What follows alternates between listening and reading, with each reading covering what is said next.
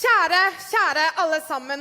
Det er med stor glede vi kan ønske dere alle velkommen til avduking for Evolve NTNU Team 2017-18.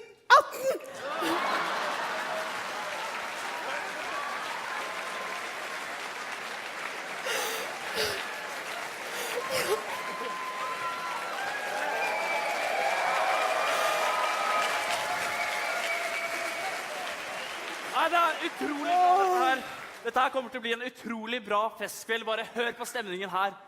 Det er helt utrolig. Men bare for meg, i det jeg sto ved siden her, så kunne jeg bare se utover.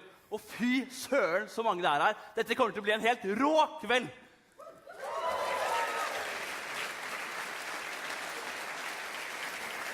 Programmet i kveld er ganske variert. Vi begynner med vi har blant annet taler fra våre to hovedsponsorer, Kongsberg-gruppen og Bertel O. Steen. Det blir taler fra prorektor for utdanning ved NTNU, taler fra prosjektleder. Så klart blir det avduking av våre tekniske ledere. Det blir så klart også videoer og et lite kult musikalsk innslag.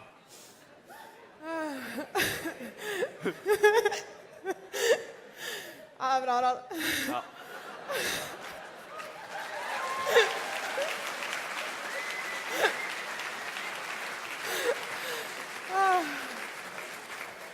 Ja, jeg må bare si det har vi vært ganske nervøse da. Som dere sikkert skjønner, så det er jo bra at vi begge har gått på litt av blemme i starten. Vi kan diskutere hvilken som var verst etterpå. Ja, litt praktisk informasjon før vi starter da. Hvis det skulle oppstå en situasjon som gjør at vi trenger å forlate lokalet raskt, så har vi flere nødutganger. De er på toppen der, og så er de her nede, og så er det en lenger bak. Som Harald sier, så er dette her en festkveld, og vi skal hedre det arbeidet som vi har lagt ned i prosjektet de siste 8 månedene. Det er selvsagt lov til å le, klappe og kjøpe øl gjennom hele programmet. Vi kjører en liten pause cirka midt i. Og nettopp programmet er det vi som skal lede dere gjennom, så vi tenkte vi skulle presentere oss. Ja, hei, jeg heter Aida Angel, og jeg... Aida. Hæ? Jeg har faktisk forberedt en presentasjon om deg. Ja. Så jeg tar denne her, jeg. Aida, hun er en fantastisk menneske. Hun er veldig rutinert revolver. I fjor var hun med i aerodynamikk. Da hadde hun ansvaret for bakvingen. I år så har hun tatt et steg opp. Hun er markedssjef, det vil si at hun er både gruppeleder for markedsgruppen, men hun sitter også i styret. Det er kjent at Aida, hun er en veldig flink gruppeleder. Det er det ingen tvil om. Men det hun kanskje er enda mer kjent for, det er hennes rungende latter, som har en egen egenskap til å fylle salen med latter og god stemning. Hun er forresten også veldig god til å ta selfies. Ja, tusen takk, Harald. Det er jo avduking, og jeg vet jo at du klarer jo ikke å ikke stjele rampelyset på en kveld som det her. Så jeg tenkte jeg skulle overraske litt jeg også, og jeg har laget en presentasjon om deg. Harald, han er gruppeleder for en av driverless-gruppene, nemlig Guidance and Control. Han gir mye guidance, men har han mye kontroll? La oss ta et titt på klippet bak oss. Det er litt mindre. Ja, det er sånn. Ja, og så ikke så hardt. Litt hardt. Ja, ok. Og så du må ta alt om etter. Ok, Ja. 1, 2.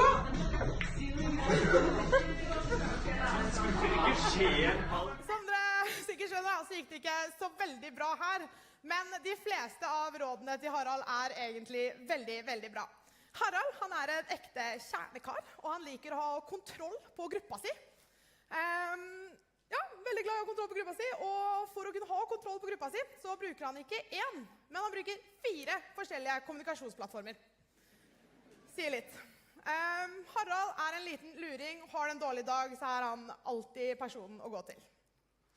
Ja, jeg håper da dere har blitt litt bedre kjent med oss, for det er vi som skal lede dere gjennom kvelden her. Det er ikke en selvfølge at vi er på selveste samfunnet her i dag. Revolve NTNU har på ingen måte vært den store organisasjonen som den er blitt til. Før vi starter, så ønsker vi å gi dere et lite historisk perspektiv.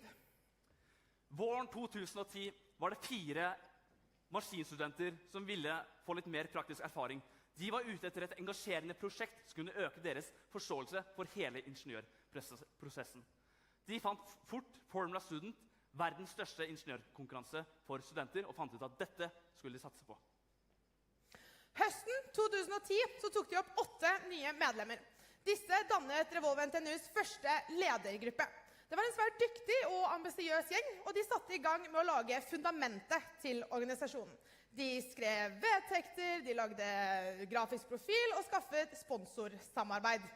De hadde også ansvaret for å planlegge det første hovedopptaket av medlemmer. I januar 2011 så var det endelig klart for det første hovedopptaket til Revolve.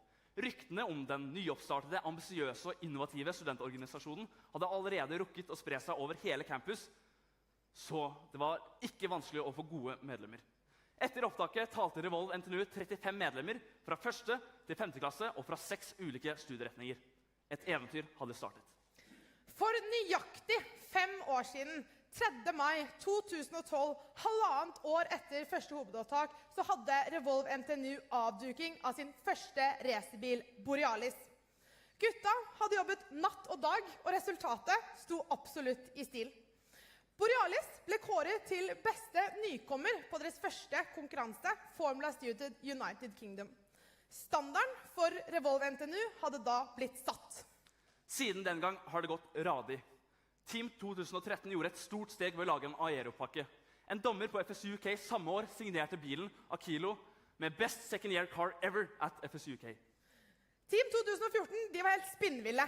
Ikke nok med at de lagde Norges første elektriske racerbil, de fant like så godt ut at de skulle gå vekk fra den tradisjonelle stålrammen og heller lage et karosseri av karbonfiber. Nyskapningen fikk navnet Arctos.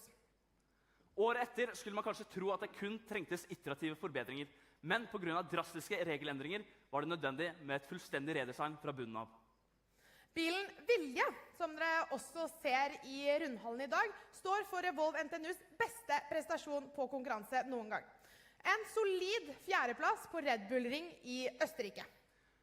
Team 2016 hadde mye å leve opp til, så de bestemte seg like så godt for å lage Nordens første firehjulsdrevne elektriske racerbil, kalt Gnist.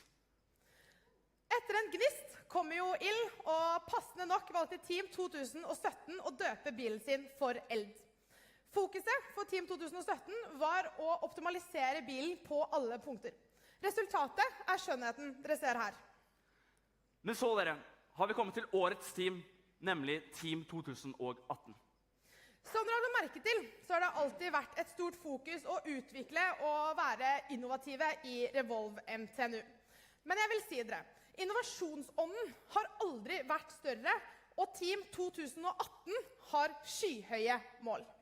Ikke nok med at vi i år fortsetter arven til Revolve NTNU med å lage en høyytelses elektrisk racerbil, så har vi startet et helt nytt prosjekt kalt Driverless, med mål om å lage Nordens første autonome racerbil. For dere som ikke vet hva en autonom racerbil er, så er det en racerbil som skal kjøre helt av seg selv uten sjåfør. Ambisjonene har aldri vært høyere. Motivasjonen er på topp. Gutta jobber dag og natt, og nervene, de skal jeg love dere, er på helspenn. Det sies at bak enhver suksessfull organisasjon så står det en sterk kvinne, og vår kvinne er Cornelia. Cornelia har ansvar for hele organisasjonen og har stålkontroll på alt som skjer.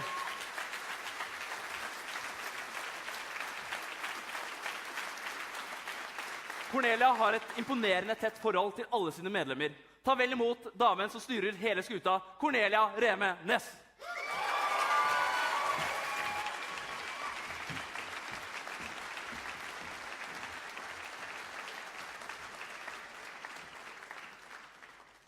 Atmosfæren. Luftlaget som omringer jorden og andre himmellegemer. Det som ligger tett på jorden, men som samtidig strekker seg ut i det store rommet. Det som ikke har en definert øvre eller ytre grense. Med flammer og teknologi kan vi komme oss ut, forbi atmosfæren, for å utforske verdensrommet. Atmos. Dette er navnet på vår nye elektriske racerbil som vi har utviklet helt fra bunnen av. Eld. Dette er fjorårets elektriske racerbil, som nå i år skal kunne klare å kjøre helt uten sjåfør. Men det er ikke racerbilen alene som får oss til topp 5 i verdens største ingeniørkonkurranse for studenter. Eld og Atmos. Revolve er kjent for å ha et veldig gjennomført utseende på våre racerbiler. Og bare se den forskjellen logoene fra våre samarbeidspartnere utgjør. Men samarbeidene våre, det er mer enn bare logoer. Se for dere et scenario hvor vi ikke får noe finansiell støtte. Hvordan skal vi, 70 studenter, klare å finansiere dette prosjektet? Vi kunne prøvd oss på den kjente og kjære dorull-dugnaden. Hvor mye doruller måtte vi ha solgt da, egentlig? Hele 257 000 doruller. Eventuelt så kunne vi prøvd oss på hybelutleie gjennom Airbnb. Tilsvarende 20 år med hybelutleie. Vi kunne også sagt at alle våre studenter skal jobbe som studentassistenter ved NTNU. Og de måtte da lagt ned 12 000 timer ved siden av alt arbeidet i Revolve og alt annet som tar tid. Så se for dere et scenario hvor vi ikke har noe lokaler eller utstyr. Vi måtte ha utlyst studenter med garasje for å kunne ha et sted å sammenstille og produsere racerbilene våre. Vi måtte ha flyttet oss rundt på grupperom for å ha noe som tilsvarer et kontor. Vi måtte ha gått inn til innkjøp av dremler og dremlet ut mer enn 1000 komponenter og håndladet mer enn 100 kretskort med billigvolter fra Biltema. Disse scenariene som jeg snakker om, de impliserer ganske mye ekstra tid og krefter for våre medlemmer. Og heldigvis så er ikke dette så veldig beskrivende for hvordan våre samarbeid er i dag. Fra sponsorer så mottar vi helt nødvendig finansiell støtte. Dette muliggjør prosjektet, men det gjør også at vi kan jobbe for de aller beste og mest høyteknologiske løsningene som finnes. Gjennom samarbeidet vårt med NTNU så har vi blant annet både verksted og kontorer. Det er her alt arbeidet vårt skjer. Det at vi kan sitte felles og jobbe sammen, det er med på å styrke samarbeidet innad i grupper, på tvers av grupper, og også på tvers av racerbilene. Gjennom samarbeid så får vi også maskinert ut en rekke høypresisjonskomponenter, som for eksempel den bremsekalipperen dere ser her. Vi får sammenstilt en rekke kretskort, og vi får gjort alt som er nødvendig for å gå helt fra konsept og til ferdig produkt på under 1 år. Og så har vi venner og familie, som er støttende og tålmodige, som tillater at vi legger nesten all vår tid i dette prosjektet, eller i hvert fall kan tolerere det til en viss grad. Og så har vi alumni, tidligere medlemmer av Revolve NTNU, som stadig stikker innom kontoret, også de som ikke lenger bor i Trondheim. Alumni som er tilgjengelige på telefon, på Facebook, hva enn det skulle være, og som bidrar til den erfaringsoverføringen vi trenger så sårt når såpass store deler av teamet byttes ut hvert år. Men la oss ikke glemme den viktigste gruppen av mennesker for å få til en topp 5 racerbil, nemlig studentene våre. Vi er studentene som jobber morgen til kveld, mandag til søndag, i tillegg til deler av juleferien, hele påskeferien og også hele sommerferien for mange av oss. Jeg vil ikke engang tenke på hvor mye vi måtte ha utbetalt i lønnskostnader hvis vi ikke hadde vært frivillige. Vi er studentene som har lyst til å lære noe nytt. Vi har en maskiningeniørstudent som jobber på kretskortet som overvåker batteripakken. Vi har en nanoteknologistudent som er teknisk leder for den selvkjørende racerbilen. Vi har en fysikk- og matematikkstudent som er film- og fotoansvarlig. Tenk så mye man lærer av en sånn erfaring. Vi er studentene som tar fatt på utfordringer sammen som et lag. For å ta fram et eksempel på dette, så ble det 26. september 2017 avholdt et møte for å diskutere batteridesign. Her ser dere hvem som var til stede på det møtet. Vi har folk fra batterigruppen, fjorårets batteriansvarlig, vi har tekniske ledere, meg selv, folk fra elektronikk, karosseri, aerodynamikk og også den selvkjørende racerbilen. Og det her virker kanskje som en merkelig sammensetning av mennesker, men det som dette eksempelet beskriver så godt, det er hvordan vi stiller opp for hverandre. Hvordan vi utnytter oss av den kompetansen vi har innad i teamet for å komme fram til de beste løsningene. Og så har vi prosjektet vårt. Det vi sammen jobber med. Jeg ville tro og håpe at de fleste her i salen vet at vi i Revolve NTNU, vi holder på med racerbiler. Men er det egentlig det eneste vi driver med? Når jeg sier fremtidens kjøretøy, hva tenker dere da? Jeg ville tro mange tenker elektrisk, eller autonomt, eller kanskje begge deler. I 2016 så utviklet vi Nordens første firehjulsdrevne elbil. I år holder vi på med Nordens første selvkjørende racerbil. Vi er med på utviklingen mot fremtidens samfunn. Hva enn det neste nye blir innen fremtidens kjøretøy, så er jeg helt sikker på at vi kommer til å være der. At vi kommer til å bidra, og at vi kommer til å fortsette å pushe de teknologiske grensene slik vi har gjort siden 2010. Å være med i dette prosjektet det er ganske annerledes enn en vanlig skoledag for våre studenter. Hverdagen i Revolve NTNU er mye mer likt arbeidslivet enn studentlivet. Og det høres kanskje kjedelig ut når jeg sier det på den måten, men jeg kan love dere at det overhodet ikke er det. Når vi har blitt så mange som vi nå har blitt, hele 70 stykker, så jobber vi på mange måter som en mellomstor bedrift. Vi går gjennom hele ingeniørprosessen, fra start til slutt, på under 1 år. Vi jobber med prosjektledelse, med markedsføring, med økonomistyring. Vi jobber egentlig med alle aspekter av det som utgjør en innovativ, dedikert og ambisiøs teknologibedrift. Og det som gjør dette her så særegent, det er at vi alle er studenter. De fleste i begynnelsen av 20-årene som holder på med dette her ved siden av fulltidsstudier ved NTNU. Noe som tar oss til essensen av det vi holder på med i Revolve NTNU. Vi utdanner studenter. Vi tester ut teori fra skolebenken i praksis. Den erfaringen vi sitter igjen med etter 1 år i Revolve NTNU, den er helt uvurderlig. Det er, ja. Så det er ikke bare racerbilene som tar oss til topp 5 i verdens største ingeniørkonkurranse for studenter. Det er samarbeidene. Det er studentene. Det er dette prosjektet. Og som et biprodukt av dette, så sitter våre studenter igjen med en enorm tverrfaglig kompetanse og en helt unik erfaring.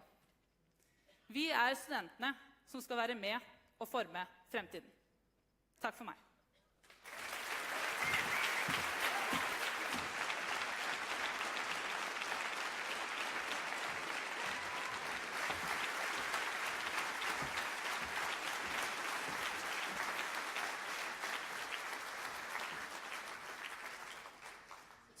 Tusen takk til deg, Cornelia. Vi er utrolig stolte over å ha deg som prosjektleder over årets team. Og nettopp årets team tenkte vi at vi skulle prate litt mer om nå. Noe som kjennetegner en ekte revolver, er at han bruker revolverklær så mye som mulig. Du ser han ofte på Gløshaugen med genseren sin og capsen bak fram. Det var faktisk nesten en liten katastrofe når han ikke fikk lov til å bruke revolvergenseren her i kveld. En annen ting som kjennetegner en ekte revolver, er at han liker å utnytte døgnet så mye som mulig. Vi har derfor tatt til oss slagordet «Sleep faster». En annen ting som kjennetegner en ekte revolver, er at han bruker enorme penger i revolverkiosken. Men det er jo ikke sikkert disse her vet hva revolverkiosken er. Jeg hadde tenkt å forklare det da. Ja, ok, men kan du gjøre det nå? Ja. Okay. Okay. Revolverkiosken er jo Revolves egen kiosk. Der kan du overføre penger til en konto, og så kan du betale med studentkortet ditt for forskjellige varer. I kiosken så kjøper vi inn egentlig det medlemmene selv ønsker, så det blir jo mye godteri, men du får jo også smoothies, yoghurt og ja. Mye forskjellig. Det er jo alltid sånn at når vi har en kiosk, så er det noen medlemmer som kjøper enkelte varer litt mer enn andre. Og vi har jo et par av dem. Bo for eksempel, han drikker Power King dagen lang. Mathias, han er smoothie-sjefen, og Bendik, han har alltid en is i hånda. Revolverkiosken har egentlig engasjert ganske mye, og jeg tror faktisk at det største opprøret i Revolve dette året her var når kiosken skulle bli flyttet fra kontoret opp i 3. etasje ned til verkstedet. Det var helt sånn ville tilstander, og Bendik tok all isen, og det var i hvert fall ikke noe mer Power King igjen. Men dere, jeg har hørt et lite rykte. Aida, var dette her egentlig kun et markedsføringstriks fra styret for å få større avkastning i kiosken? Uansett da, vi gjør veldig mye mer enn å bare kjøpe varer fra kiosken. Ja, vi gjør faktisk det. Vi har laget vår egen bordtennisliga, der hvor spillernes poengstum blir regnet ut fra en ELO-algoritme. Siste oppdatering av bordtennisligaen viste at det har blitt spilt mer enn 700 kamper oppe på kontoret. Ja, og så hvis vi ser litt nærmere da, på statistikken her, så er det kanskje ikke så rart at Bo trenger så mye powerking. Han har spilt over 163 kamper. Ja, han fortjener den powerkingen da, altså.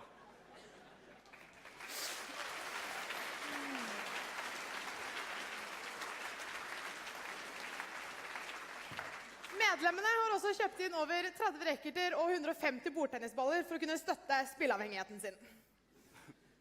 Men er det ikke kioskhamstring eller bordtennis våre medlemmer kan best? Nei, fordi at for oss er det veldig nødvendig med veldig mange flinke studenter. Vi er helt avhengig av å ha studenter fra mange ulike studieretninger. Disse studentene de må kunne gjennomføre alt fra å designe mekaniske deler, produsere kretskort, lage avansert software og også markedsføre prosjektet. I år er vi 70 studenter fra 15 forskjellige linjer, fordelt på alle årstrinn. Dette er vi utrolig stolte av.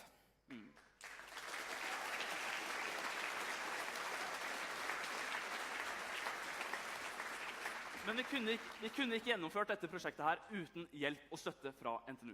Vår neste taler er prorektor for utdanning ved NTNU og heter Anne Borg. Ta vel imot Anne Borg.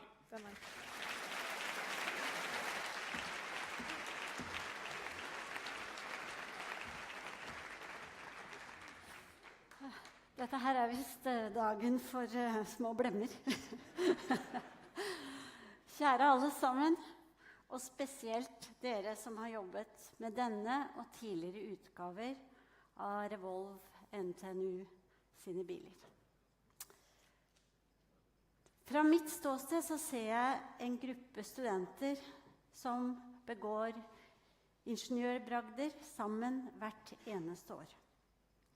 Som ser tverrfaglighet som en naturlig tilnærming, og som gjør hardt, nysgjerrighetsdrevet arbeid til en livsstil. Og så må jeg ha en liten sånn personlig kommentar, for det har vært så veldig mye snakk om han i Revolve-genser. Jeg håper at det etter hvert blir enda litt flere jenter blant dere også.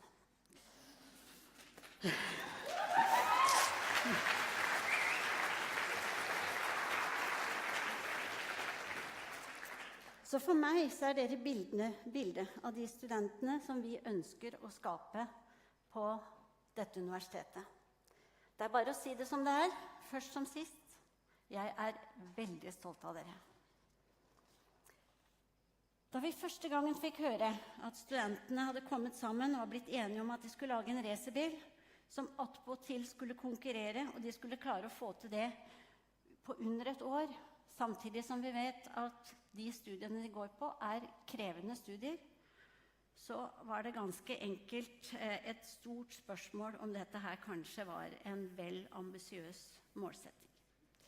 Dere har allerede hørt ganske mye om historien, men jeg vil gå litt igjennom den likevel, og så kan vi jo, det er jo mange aspekter rundt den historien. Men for dere leverte. Coa Borealis sto klar altså i 2012, som vi hørte. Den fikk altså Best Newcomer Award, og det som også var at den kom på 17. plass i selve konkurransen. Og da var det mer enn 100 lag som stilte til start, og det må jeg si er utrolig imponerende for en nykommer. Og den bilen brukte da 4 sekunder for å komme fra 0 til 100. Og selvfølgelig så har det i tillegg til de andre elementene vært en drivkraft. En vil jo gjerne at det skal gå stadig litt fortere. Det er nå tross alt en racerbil. Og jo da, 3,6 sekunder var tiden for Aquilo. Det er det som den ble klokket inn på året etter.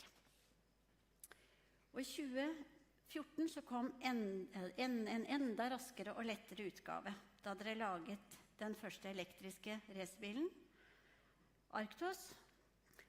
Og den fant jeg ut at den var altså 65 kilo lettere. Og jeg tenkte jo litt på det før jeg kom, og selvfølgelig så fikk jeg jo svaret. Jeg er materialfysiker av bakgrunn, og det er klart 65 kilo, det kunne han ikke få til med den stålkonstruksjonen, så til å bytte til aluminium, så gjør det veldig stor forskjell. Det betydde også at det gikk litt fortere. Da var vi kommet ned til 2,9 sekunder for å komme fra 0 til 100 km i timen. Vilje kom i 2015, og den var enda litt lettere og litt kjappere. Og som dere har snakket om flere allerede, så laget dere like greit Skandinavias første firehjulsdrevne elektriske bil i 2016. Gnist. Og der klarte dere ytterligere å kutte ned på den tida, og det som var da i 2016 var at da var den tida det tok å komme opp i 100 km i timen, det var 2,2 sekunder. Så kan jo ikke dette her vare helt ut i, altså det er jo grenser for hvor fort det går. Vi kunne jo tatt en liten time i dynamikk kanskje, eller i fluidmekanikk, så kan vi jo se litt hvordan det går med motstanden i lufta etter hvert, men det tror jeg vi skal la ligge i dag. Men det som også er viktig med Gnist, er jo det at det var en bil som høstet priser fra anerkjente bilprodusenter, som Jaguar Rover og Mercedes. Så var det eld, lettere, flere hestekrefter, selvfølgelig imponerende i seg selv, men jeg tenker at noe av den ene som står under presenningen her, den tror jeg skal forbleffe oss enda mer.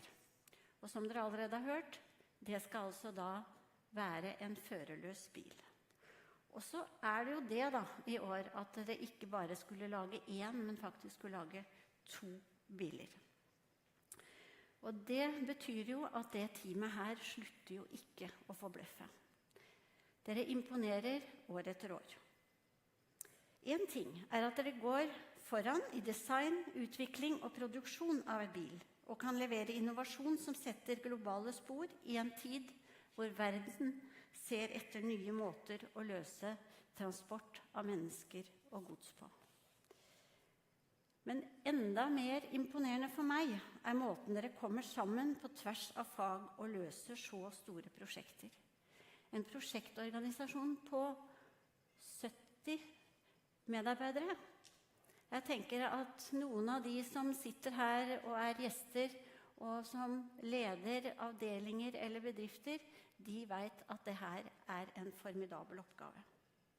Og vi som jobber med utdanning på dette universitetet blir så inderlig glad av å se hvordan nysgjerrigheten deres driver kunnskapsutviklingen fremover. Og jeg er helt sikker på at når dere kommer ut med forhåpentligvis en ferdig grad, jeg har en liten mistanke om at det kanskje kan gå litt utover enkelte eksamener. Det er noe med arbeid, og så var det noe med den der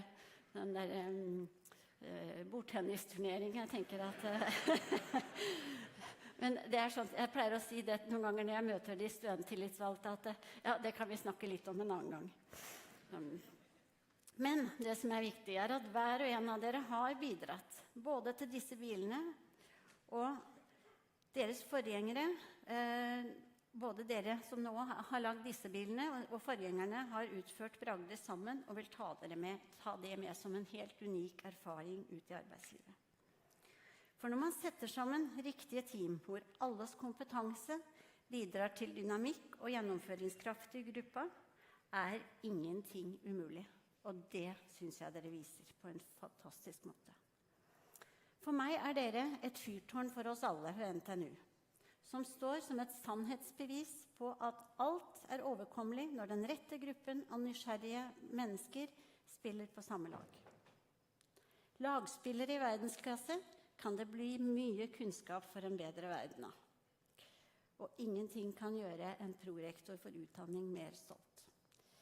Jeg gratulerer dere så mye med bragdene dere har utført sammen, og jeg ser veldig frem til å følge eventyret Revolve videre. Gratulerer så mye med dagen, og lykke til med konkurransen i sommer.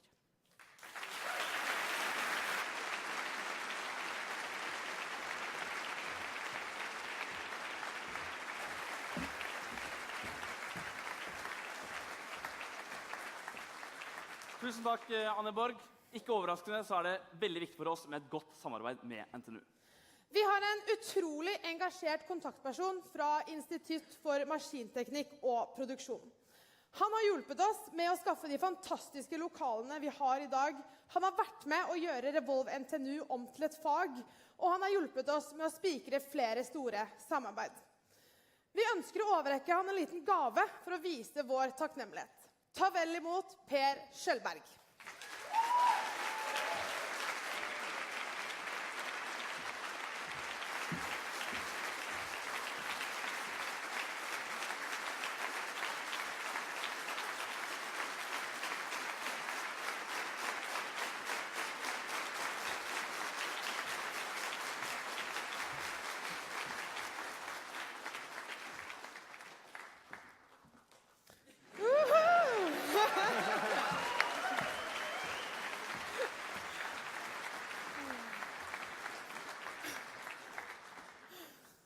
Du, Aida, Ja. nå har jo Cornelia hun har snakket om hvor hardt vi jobber, og Ja. Anne Borg om hvor flinke vi er. Stemmer. Vi skal ikke prate litt nå om hverdagen?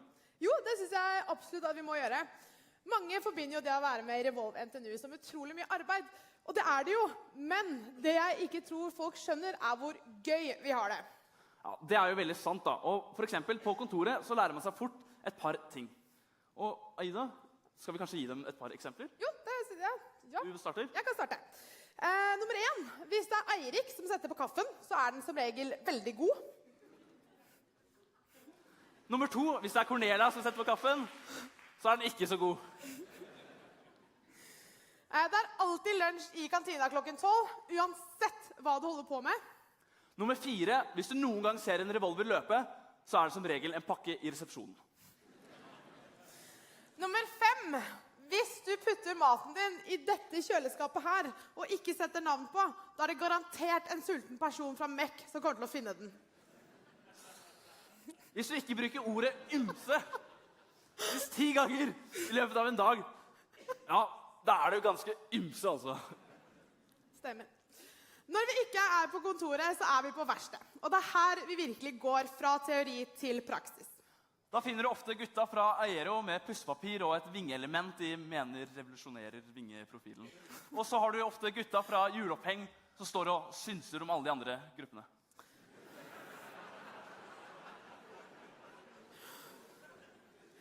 Elektronikk, de dukker opp når noe ikke funker. Ja, så de er som regel der. Og driverless, uansett hvor mange mekaniske oppgaver de har, så har de alltid med seg PC-en. Monocoque-gruppen er i år en ganske liten gjeng, men de har laget noe veldig stort, nemlig karosseriet. Ja, og det er jo flere måter å produsere et karosseri på. Ja, det er veldig sant. Vi var faktisk på besøk hos et lag i Tyskland, og de måtte faktisk produsere monocoquen sin i en badstue. Det er ganske sjukt. Ja, all heder og ære til dem. Helt utrolig at de fikk det til. Vi er ganske privilegerte, er vi ikke det? Vi er kjempeprivilegerte.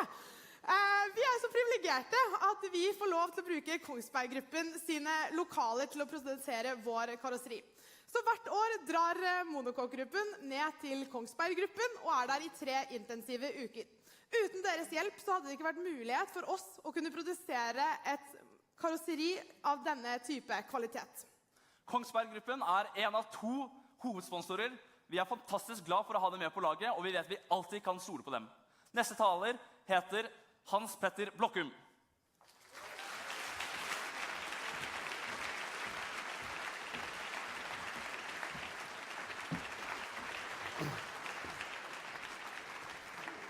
Hei, og gratulerer så mye med dagen. Jeg tenkte jeg skulle si litt om hvorfor vi har samarbeidet med Revolve, noe vi har gjort siden 2012. Og jeg tenkte jeg først skulle da vise en film hvor bakgrunnen er litt sånn What gets you up in the morning. Jeg heter Hans Petter Blokkum og er konserndirektør med ansvar for HR HMS og sikkerhet. Og vi kjempestolte for å ha det samarbeidet vi har. Så jeg tenkte jeg skulle vise en film nå først.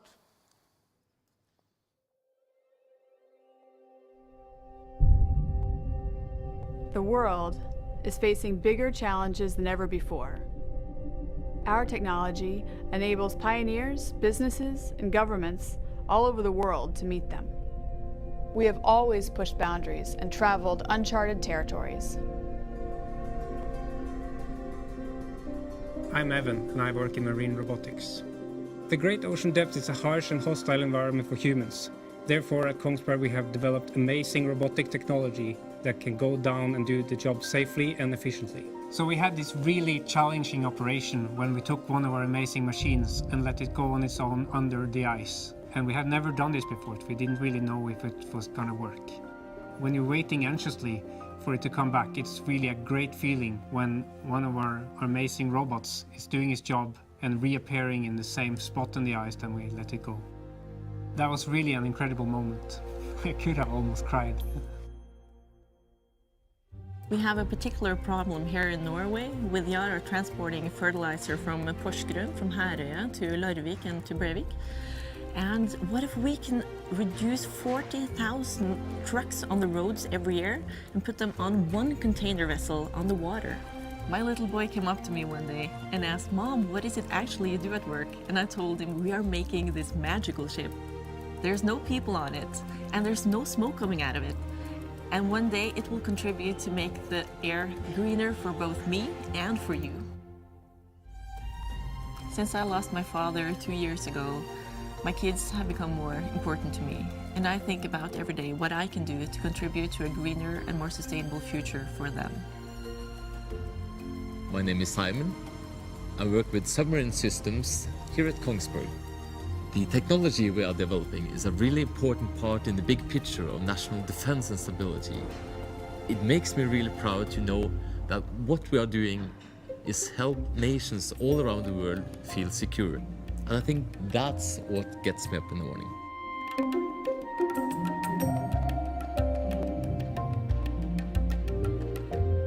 My name is Stein Roar. I'm the chief architect of the Cognify digital platform. We are creating an open, collaborative and secure platform, an ecosystem, bringing together businesses, partners, assets, apps and services from right across the globe. One example from the renewables industry, we enable our clients to gather data from their wind turbines, allowing them to predict maintenance and also forecast the power production. This will, at the end of the day, save them not only time, but also money. The fact that our systems are really business critical for our clients, enabling them to grow and to innovate, makes our role even more important. And I'm really proud of that. My name is Kate. I am the program representative for Kongsberg in the US. International partnerships are extremely important, and decades of collaboration prove how strong they are. Many of our team members have operational experience, and so we understand the value of having the best technology available. I love working here. It's easy to get out of bed and go to work when you're passionate about what you're offering. I've always felt passionate about national defense, and I think that that makes it easier to be motivated.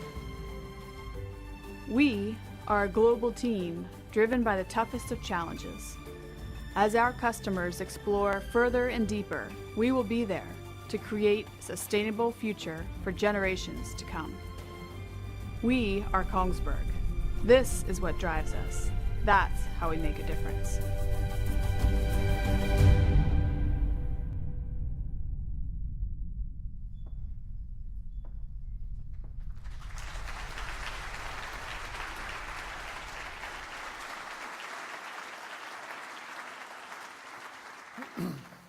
Jeg tenkte å si litt om hvorfor vi har det flotte samarbeidet med Revolve.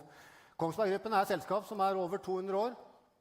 Vi opererer ned til 6000 meters dyp.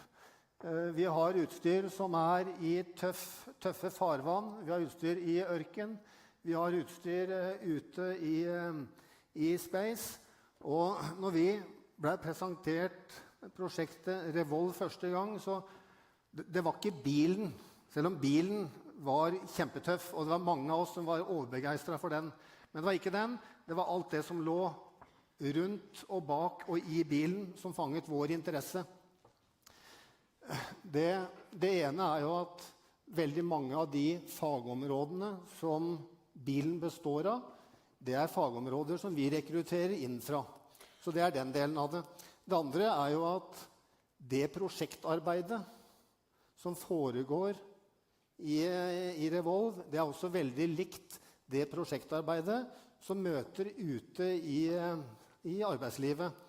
Det klart, det tidsfrister, det må jobbe med motivasjon hos enkelte, og vi så jo også at det personer som har en ekstremt god arbeidsmoral. Så det det som lå bak hvorfor vi fant Revolve veldig interessant å samarbeide med. Så også dette her med verdier. Vi definerte våre nye verdier i 2010. Jeg skal vise dem etterpå. Men når vi så verdiene til Revolve med dedicated, innovativ og ambitious, så var det veldig gledelig å se hvordan det da sammenfaller med verdiene vi har i Kongsberg Gruppen. For oss, det å være determined, altså vi fullfører det vi begynner. Mange av våre prosjekter, de kan gå over 10 år før det blir materialisert. Og det klart, da nødt til å være determined. Det å være innovativ, veldig mye av det vi leverer i dag, det basert på utviklinger som mange, mange år gamle, så hele tiden å tenke nytt. Samarbeid, ingen får til mye alene, vi får til ting sammen. I avdelingen, på tvers i avdelinger, gjennom forretningsområder. Det sånn vi lykkes. Vi skal samarbeide, og det samme for oss inn mot foreninger og andre aktører veldig viktig. Og det å være reliable. Vi ønsker å være en reliable citizen i den forstand at vi skal opptre korrekt, ordentlig.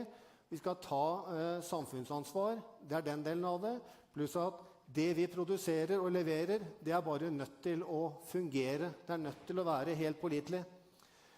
Så veldig bra at vi har samme verdisett, Kongsberg Gruppen og Revolve. Så vi også en del av det vi har kalt, en del av et nasjonal teknologidugnad. Vi ønsker å spille en aktiv rolle i å redusere frafallet av studenter på høyere utdanning. Og i den konteksten nå så ser vi at Revolve spiller en kjempefin rolle i at studenter så tidlig som mulig kommer inn og ser den praktiske delen av det. Og igjen, det også viktig for oss. Revolve-studenter har da en særs god akademisk fundament, og da få den praktiske erfaringen som de da får i tillegg.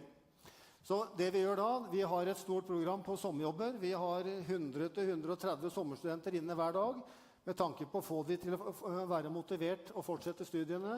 Vi ute på barneskoler, ungdomsskoler, videregående skoler og forteller om de teknologiske mulighetene og utdanningsinstitusjonene. Og vi har masse besøk. Så rammen rundt det det som gjør at vi finner Revolve som en super samarbeidspartner. Så med det sagt, gratulerer så mye med dagen, og vi ser med stor spenning fram til avdukingen av, ikke de tekniske lederne, men bildene. Takk for meg.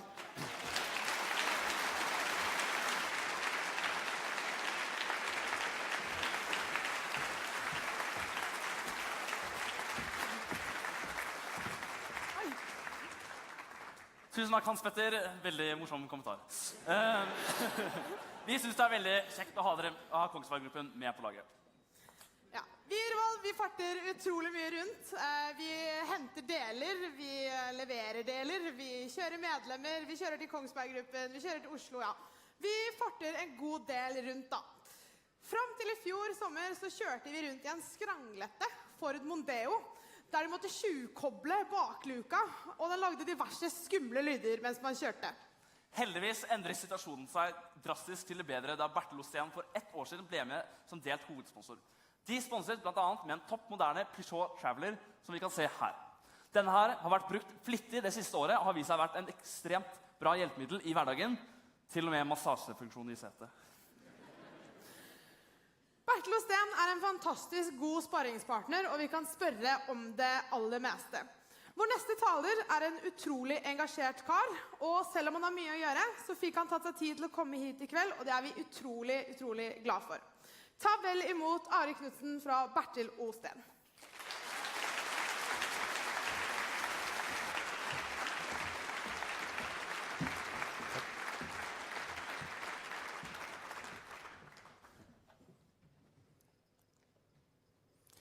Kjære studenter, kjære Revolv, gratulerer med dagen. Det utrolig gøy og på vegne av Bertel Osten å kunne stå her og få være med på avdukningen. Jeg heter Ari Knudsen og leder Bertel Ostens satsing på innovasjon og utvikling av nye tjenester. Og for oss så det et utrolig viktig grep å kunne sponse og hjelpe Revolv med å lage det vi kan se foran oss her i dag. Vår bransje står foran den største endringen kanskje noensinne, og for oss så det viktig at vi nå klarer å tiltrekke oss den nye kompetansen og de beste hodene i markedet som må være med på å skyve selskapet vårt videre. Derfor så det utrolig gøy å være så tett på Revolv.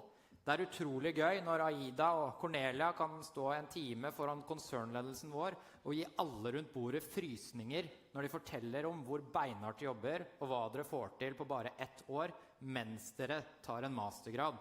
Det mektig, mektig imponerende å se hva dere får til. I tillegg så synes vi at det utrolig gøy at utrolig mange av dere har valgt å søke på sommerjobb i Bertel Osten i år, der vi har lyst ut det kun til NTNU. Men jeg tenkte å fortelle litt mer om hva som Bertel Osten opptatt av for tiden, og hva som treffer oss, og hvorfor dette så viktig. Bransjen står foran utrolig store endringer.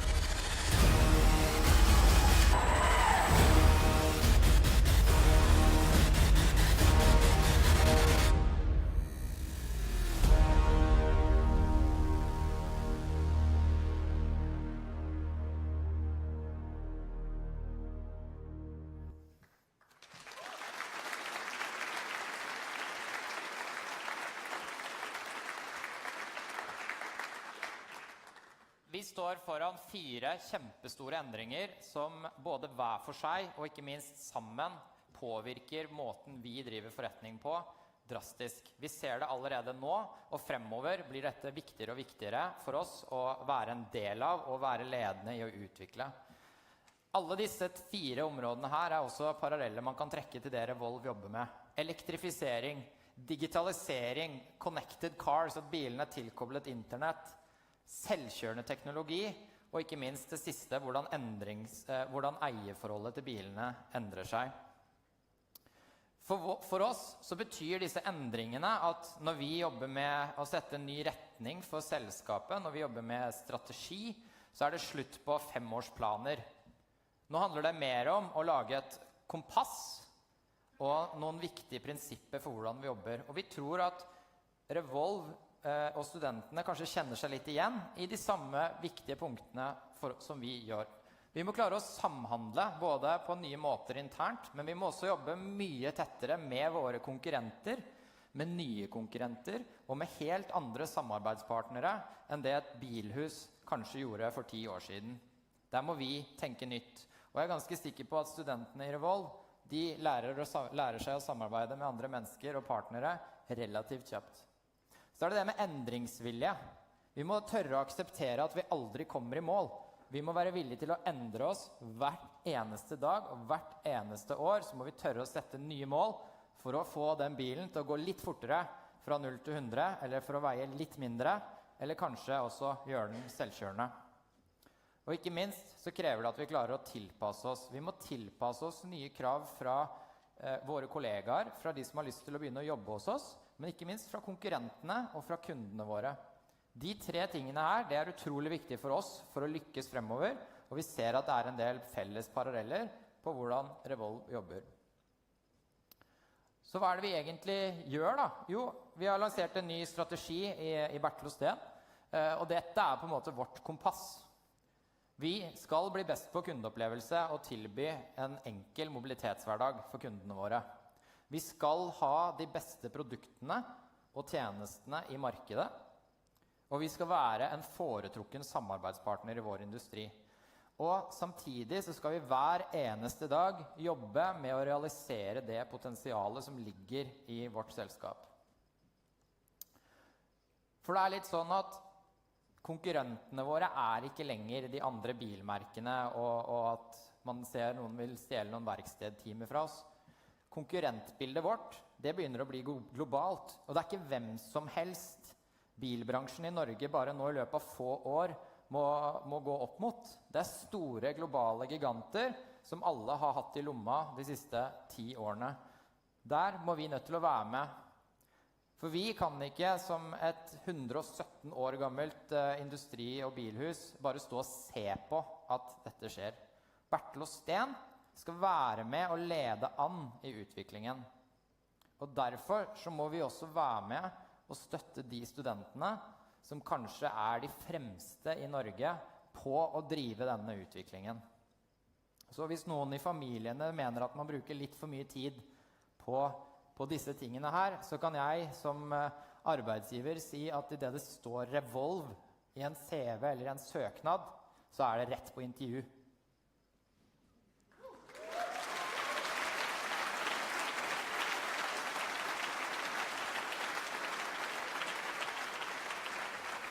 Så for å fortelle litt om hva vi har gjort, så jobber vi med å gjøre bilholdet. Easly er en bilavtale som gjør det enkelt å skaffe seg en splitter ny bil, og gir deg full oversikt og trygghet i hele avtaleperioden.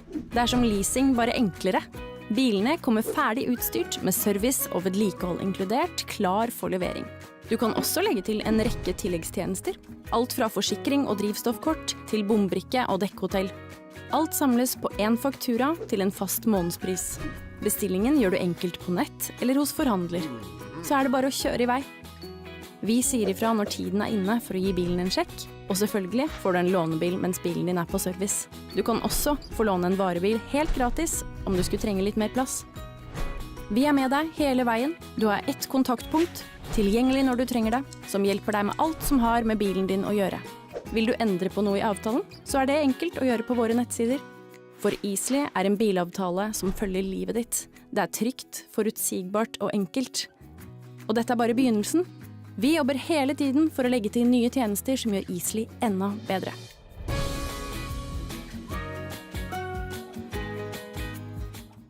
Det er et eksempel på en satsing vi jobber beinhardt med for å gjøre det enklere å bruke bil. I tillegg så lanserer vi hvert øyeblikk en ny bildelingstjeneste, og det som er veldig gøy med å jobbe med Revolve-gjengen, det er jo at det er en telefon. Så har vi 10 stykker som vil være med på å svare på spørsmål og være med på intervjuet, hvordan man kanskje ville brukt en bildelingstjeneste i Trondheim. Og derfor så er det så utrolig kult å ha den dialogen og den kontakten vi har med Revolve. Det var 2 smakebiter av ting vi jobber med, men vi jobber nå beinhardt med å finne ut hva er det vi skal leve av i fremtiden, hvilke nye tjenester, hvilke nye forretningsområder er det Bertel og Steen skal ta del i, og derfor så er det gøy å ha hotline inn til de råeste studentene i landet. Vi liker å si at Bertel og Steen bygger morgendagens bilhus. Tusen takk for meg, og gratulerer med dagen, Revolv.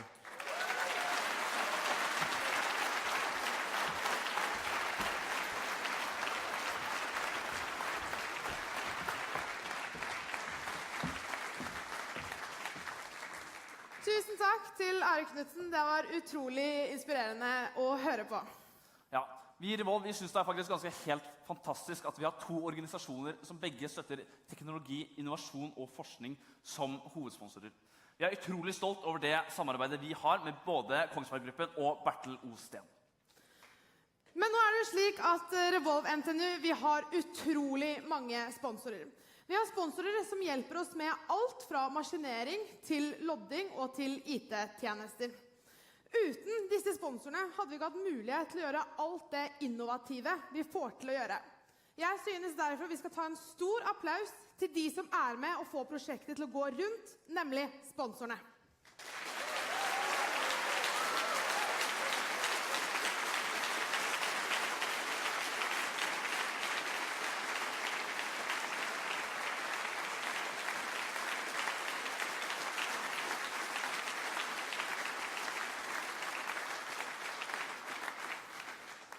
Som dere sikkert skjønner nå, så er Revolv NTNU en studentorganisasjon drevet av og for studentene ved NTNU. Vi har jo holdt på ganske lenge nå, og det begynner å, det egentlig har oppstått noen myter om oss studenter som er med i Revolv NTNU. Jeg og Harald, vi tenkte at vi skulle benytte muligheten, nå som dere alle er samlet, til å avkrefte noen av disse mytene. Jeg tenker vi gjør det veldig enkelt, Harald. Ok. Jeg stiller deg et par myter, og så tar du og bekrefter, eller avbekrefter, ettersom, Ok, det skal jeg klare. Bra. Da kjører vi i gang. Vi er de største kundene av Fjordland Ferdigmat. Ja, det er mye ferdigmat.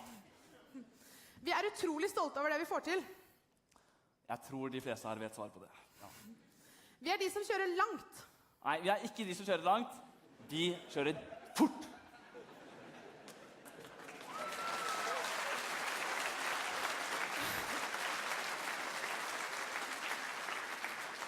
Vi ringer foreldrene våre ofte. Nei, det gjør vi ikke, altså. Vi er superinteressert i motorsport. Ja, vi har jo de som står opp klokka 6 da, på en lørdag for å se på Formel 1. Men jeg tror de aller fleste gjør nok ikke det. Nei, de aller fleste gjør nok ikke det. Vi er sjeldent på Samfunnet. Vel, vi er jo her iblant, men vi er kanskje ikke den gruppen da, som er her flest ganger. Nei, men vi har jo klart å samle alle her i kveld. Ja, det er jo veldig sant. Vi har jo klart å samle revolvere og alle sammen her. Du, Aida, i starten så sa vi at vi skulle ha det litt gøy i kveld. Hvordan skal vi få til det? Vet du hva? Det har jeg løsningen på. Jeg vet om et ekstremt artig mannskor som er veldig gøyale og flinke. Og jeg har egentlig bare fiksa det for oss. Jeg tenker vi like så godt bare kan få dem på, ja. Er du enig? Du, Aida, jeg stoler som regel på deg, så vi prøver det.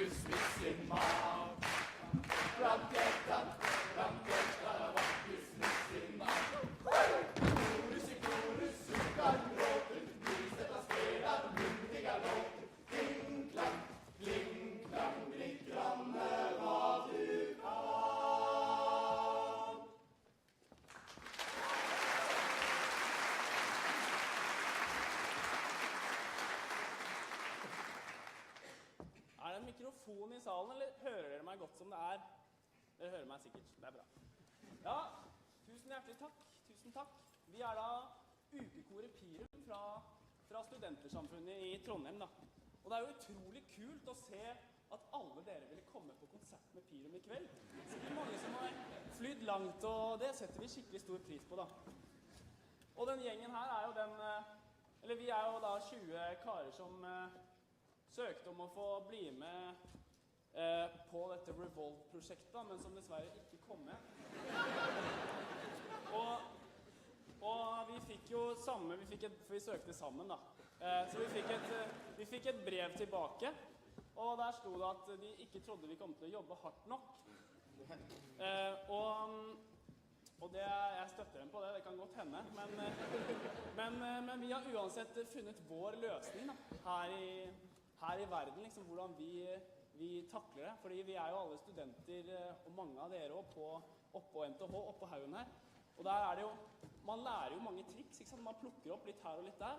Og vi lærte første dag da, som jeg kom på NTH, så fikk jeg høre, noen visket meg i øret, det er bare en ting som gjelder, det er outsourcing. Så man trenger ikke jobbe så hardt. Og det er det, ikke sant, jeg fortalte alle gutta da, at vi kan gjøre som vi vil, vi kan dra rundt, drikke litt øl, synge litt, ha det gøy, så kan vi betale noen for å gjøre alt arbeidet vårt da. Og han fyren her, han er en kar fra Budapest, og han sitter jo nå og regner 4 ganger, hva blir det, 21 cirka øvinger, og forberedt på 4 ganger 21 eksamener. Altså vi er veldig takknemlige for det, altså vi skal hylle han her i kveld. Pirum synger Ivan.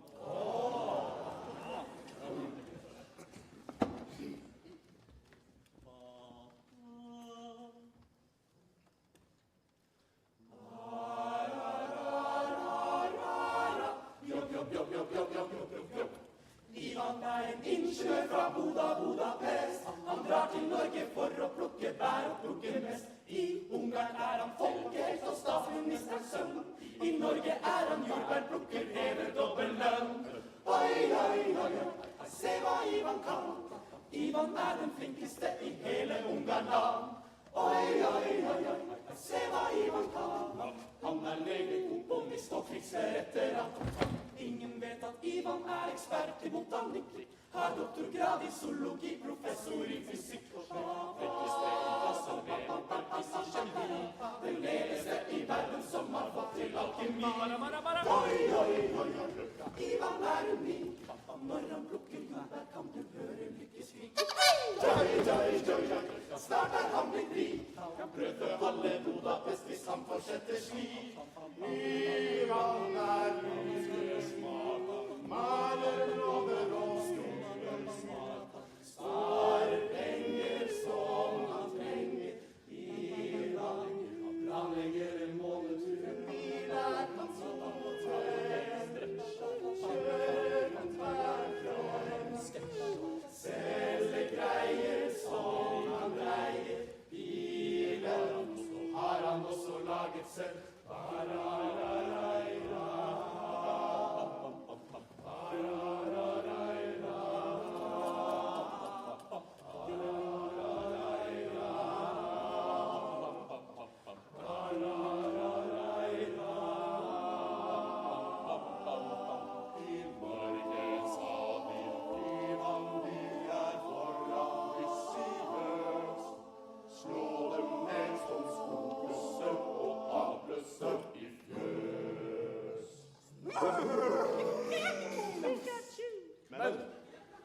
Han er Olympusmester, felemaker, ungarsk kardinal. Hurra for Ivan som oppdaget Nepal. La oss alle fylle verdens beste i kabal. Se Sankt Ivan, alt hva Ivan kan. Ivan er den flinkeste i alle verdens land. Og Sankt Ivan, Ivan er vår mann. Å synge om vår Ivan gjør meg litt grann varm. Så si meg, hvordan kan det gå an? I Norge er ikke en vanlig mann i verden. Er han Ivan ifra Budapest?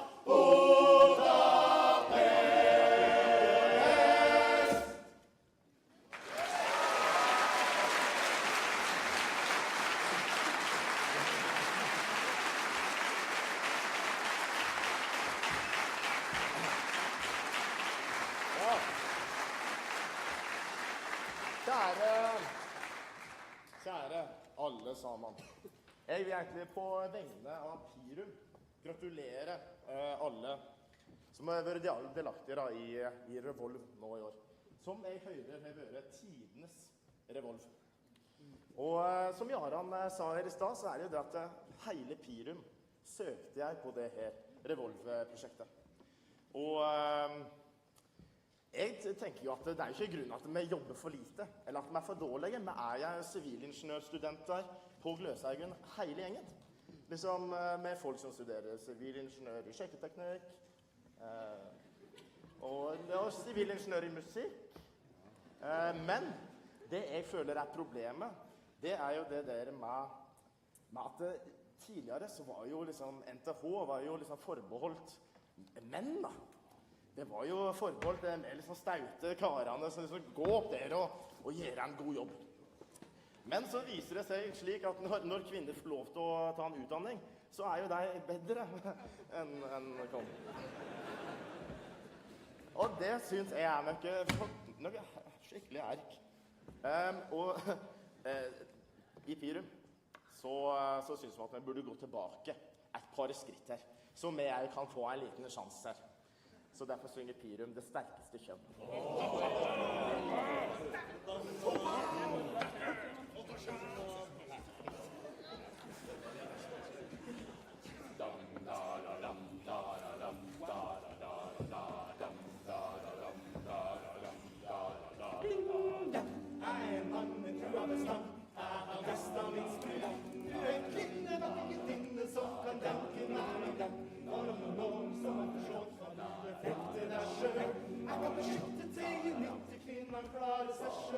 Vil bli som Fridtjof Nansen, men gikk det feil på. På vei ut av dansen, folk vil ha snart monopol. Skal være slem, hver dag hjem, skal drite og bedra. Skal være snill, gjør at du vil, I det alltid vil ha. Vær nonchalant, jeg kommer en mann, eller gjør alt på en gang. Hvis du skjønner, litt og drøm, hjertet sterkeste kjønn. Sunn og moderne, stille I klærne, blir for glass med bourbon, skyter en øl, slåss med en bjørn. Og så ta den rå, hva skal jeg gjøre, hva vil du høre, hva forventer du deg? Stenaldermann, 1-årsjuan, hva rollen for meg? Jeg vil bli sånn I landsråd, men jeg fikk måned før han. Vil livet bli en sånn, uten en eneste uten.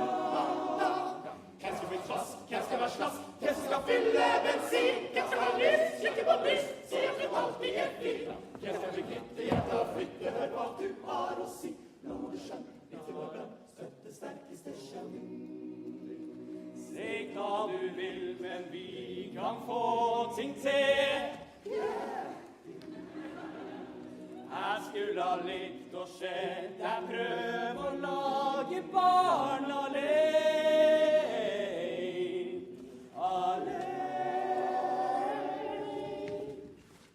Jeg kan drikke sprit, jeg kan prate skit, jeg kan fyre opp en grill, men jeg blir slippe en flis, jeg kan fiske hvor jeg vil. Jeg kan starte krig og løse intriger, jeg kan være meg selv. Nå må du skjønne, ingen venn, vi det sterkeste kjønn.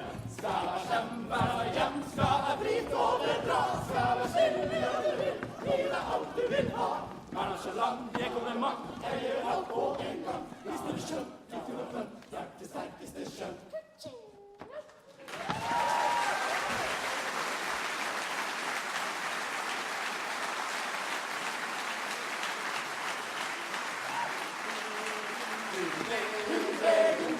Urvegen på gamla skyttens spår.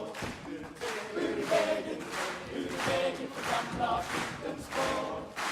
Härliga hjälten ratter stumma, solkoga tumma, munkla och tumma. Kling-klang, med klinga och utgår.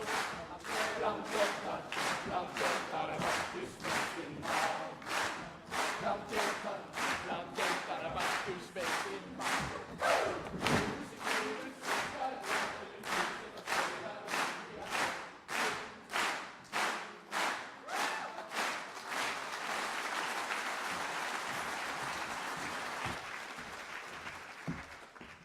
Ida, det der var et dritbra forslag. Ja, det var ganske rimelig fornøyd med den der. Det så utrolig gøy da, at de også skulle ha underholdning her I kveld, nå som dere har kommet. Man kan jo faktisk ikke være på Samfunnet uten å høre disse fantastiske guttene fra Pirum.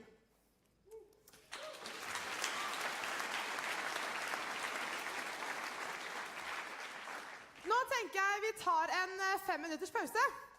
Men før dere stusser, så er det en ting vi har lært på Revolve NTNU, og det er at tiden vi tror det tar for å gjennomføre en oppgave, slik som en pause, gjerne må ganges med pi. Ja, det er jo veldig sant, og for dere som lurer, så har jeg fikset regnestykket for dere. 5 minutter ganger pi, det er 15 minutter og 42 sekunder, så har jeg til og med fikset en timer, den går nedover, så da har vi full kontroll altså. Så pausen er over når det er på 0. Det er altså 15 minutter og 42 sekunder lang pause. I pausen så kan dere kjøpe øl, strekke på bena, eller prate med sidemannen. Ja, så da ses vi etter pausen, og da blir det avdukking av bilene. Takk for nå.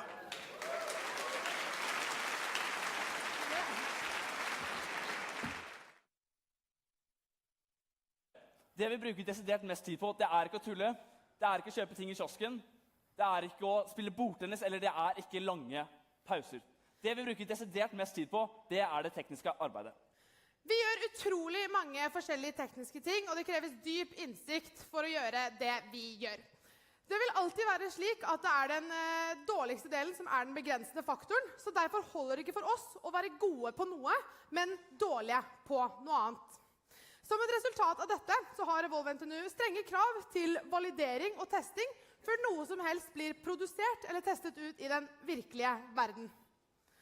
Som dere kanskje skjønner, så er det ikke alltid like lett å ha oversikt over delsystemer, hva som må gjøres, når det skal gjøres, og sørge for at alle deler passer sammen.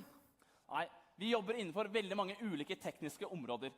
Heldigvis så har vi 3 fantastisk dyktige og arbeidsomme tekniske ledere som har full kontroll på sine respektive områder. Disse 3 de har ganske sånn særegen lederstil, og det tenkte vi at vi skulle trekke fram nå. Ja. Jeg har lyst til å starte med Fredrik. Fredrik han er mekanisk leder for årets prosjekt. Han kan noen ganger se litt skummel ut med sin breie fotstilling og strenge holdning. Men vi som kjenner han, vi vet bedre. Fredrik er en ordentlig maskin. Han står på natt og dag, er alltid tilgjengelig for alle og forventer perfeksjon. Om det er noe som er vanskelig, så stiller han alltid opp med kunnskap. Og hvis du trenger hjelp, ja, da er Fredrik alltid der med en hjelpende hånd. Ja, og så Aida, han lager flere Excel-dokumenter enn deg. Så har du Amund, som er årets tekniske leder for elektrisk.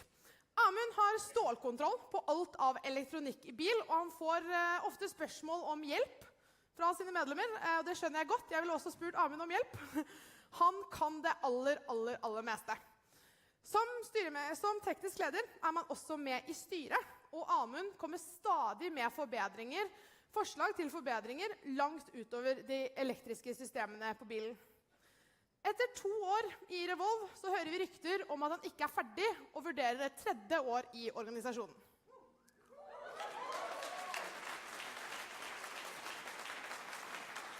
Og så har vi Mathias, teknisk leder i Driverless. Mathias han er opprinnelig en nanoteknologistudent med en forkjærlighet for verdensrommet. Så har han klart å forville seg inn på et prosjekt om biler. Driverless er jo et helt nytt prosjekt. Altså så ble Mathias tatt opp allerede i mars 2017, og har siden den gang vært med å bygge opp Driverless med alle de problemer som følger med. Og jeg kan, etter et år senere, og etter å ha jobbet utallige timer med Mathias, kan jeg med hånda på hjertet si at Mathias har sprengt alle forventninger. Han er ekstremt ressurssterk, og han er virkelig vital for dette prosjektet. Ja, og jeg kan si dere en ting, at uten disse 3 fantastiske tekniske lederne, så hadde vi ikke hatt noe som helst å vise fram her i dag. Nå er tiden dere har ventet kommet på. Det er tid for avduking.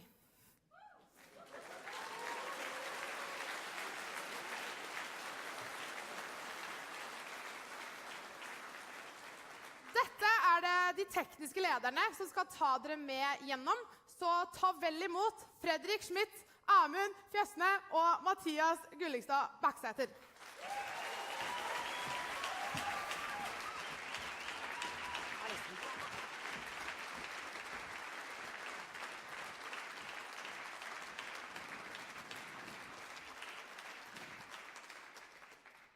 Tiden som vi alle har ventet på.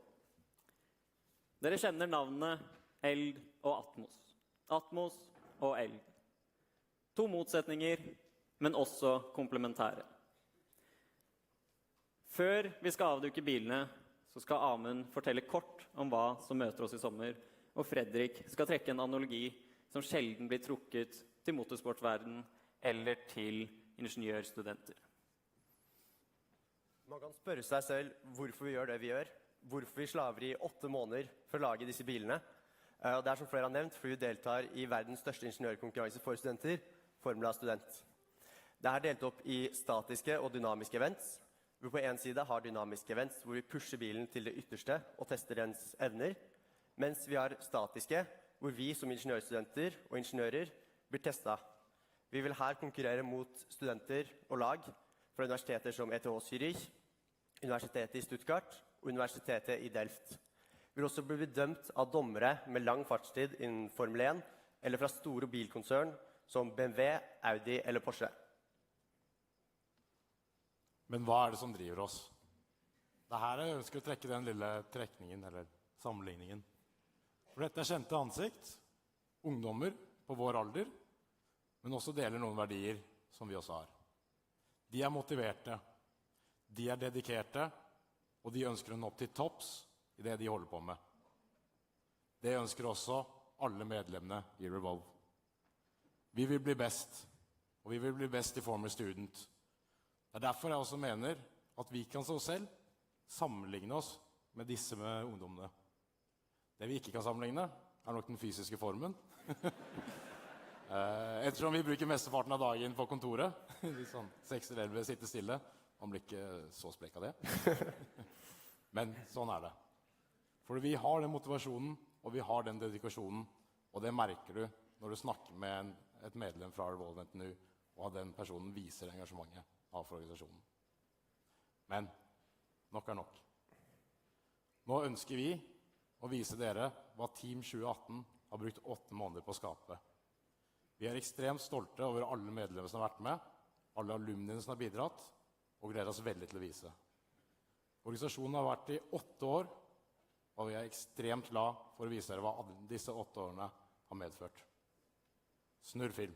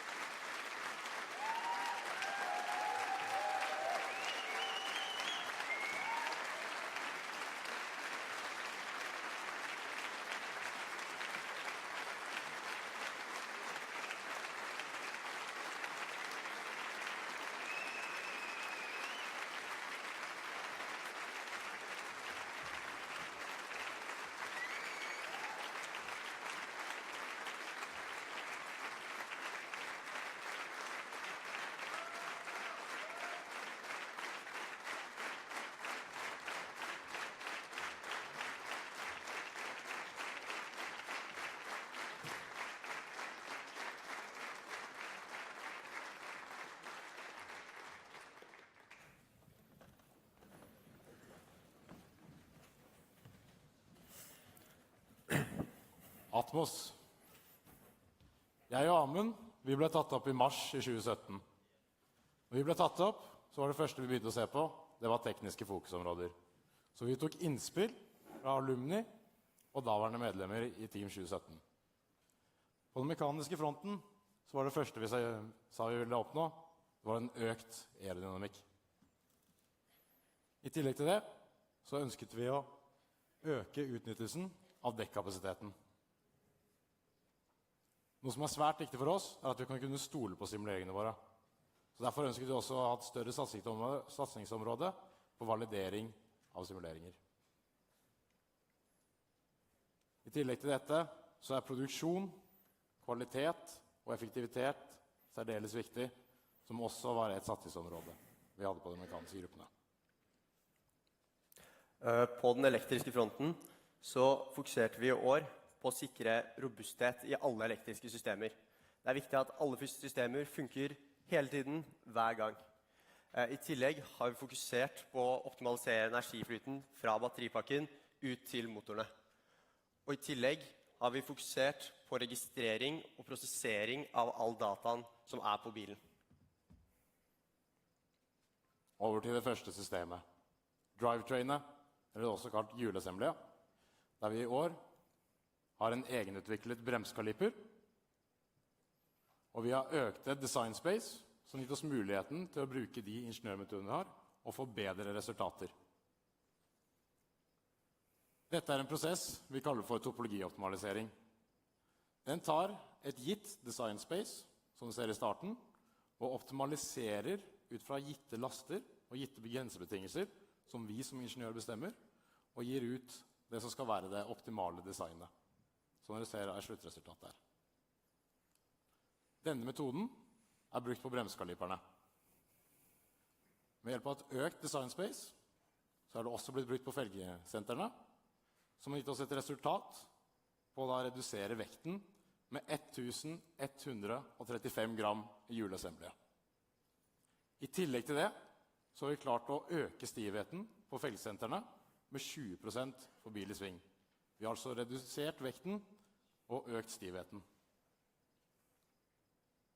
Vi har også fått et større design space for girene, og det, ved hjelp av også å bytte til en ny produsent, har vi klart å redusere kostnaden på produksjonen med 200 000 kroner.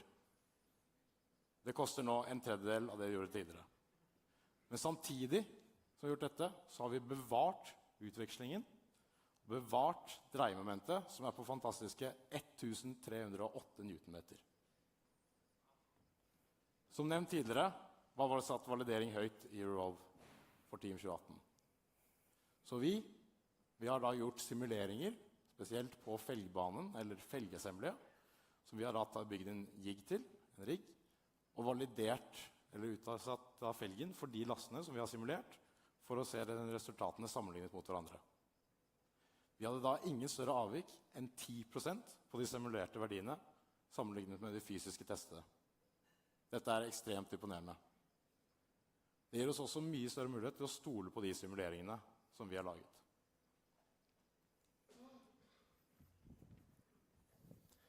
Tett knyttet mot gir og hjuleassembly er motorene og powertrain, som er hele rekken fra batteri via inverter til motorer. Vi har i år brukt en Kevlar og karbon layup med et kjernemateriale av aluminium honeycomb. Dette er 3 grunner for. Det er for å bevare mekanisk styrke og stivhet, redusere vekt og skape en elektrisk isolerende barriere fra produksjon. Vi har i år konfigurert 280 høyenergi litiumceller, som gir oss en maksimal spenning på 588 volt og 6,8 kilowattimer. Jeg prøvde å finne en måte å gjøre det tallet litt mer relaterbart. Det viser seg at det tilsvarer ca. 5 sjokoladeplater. Ja.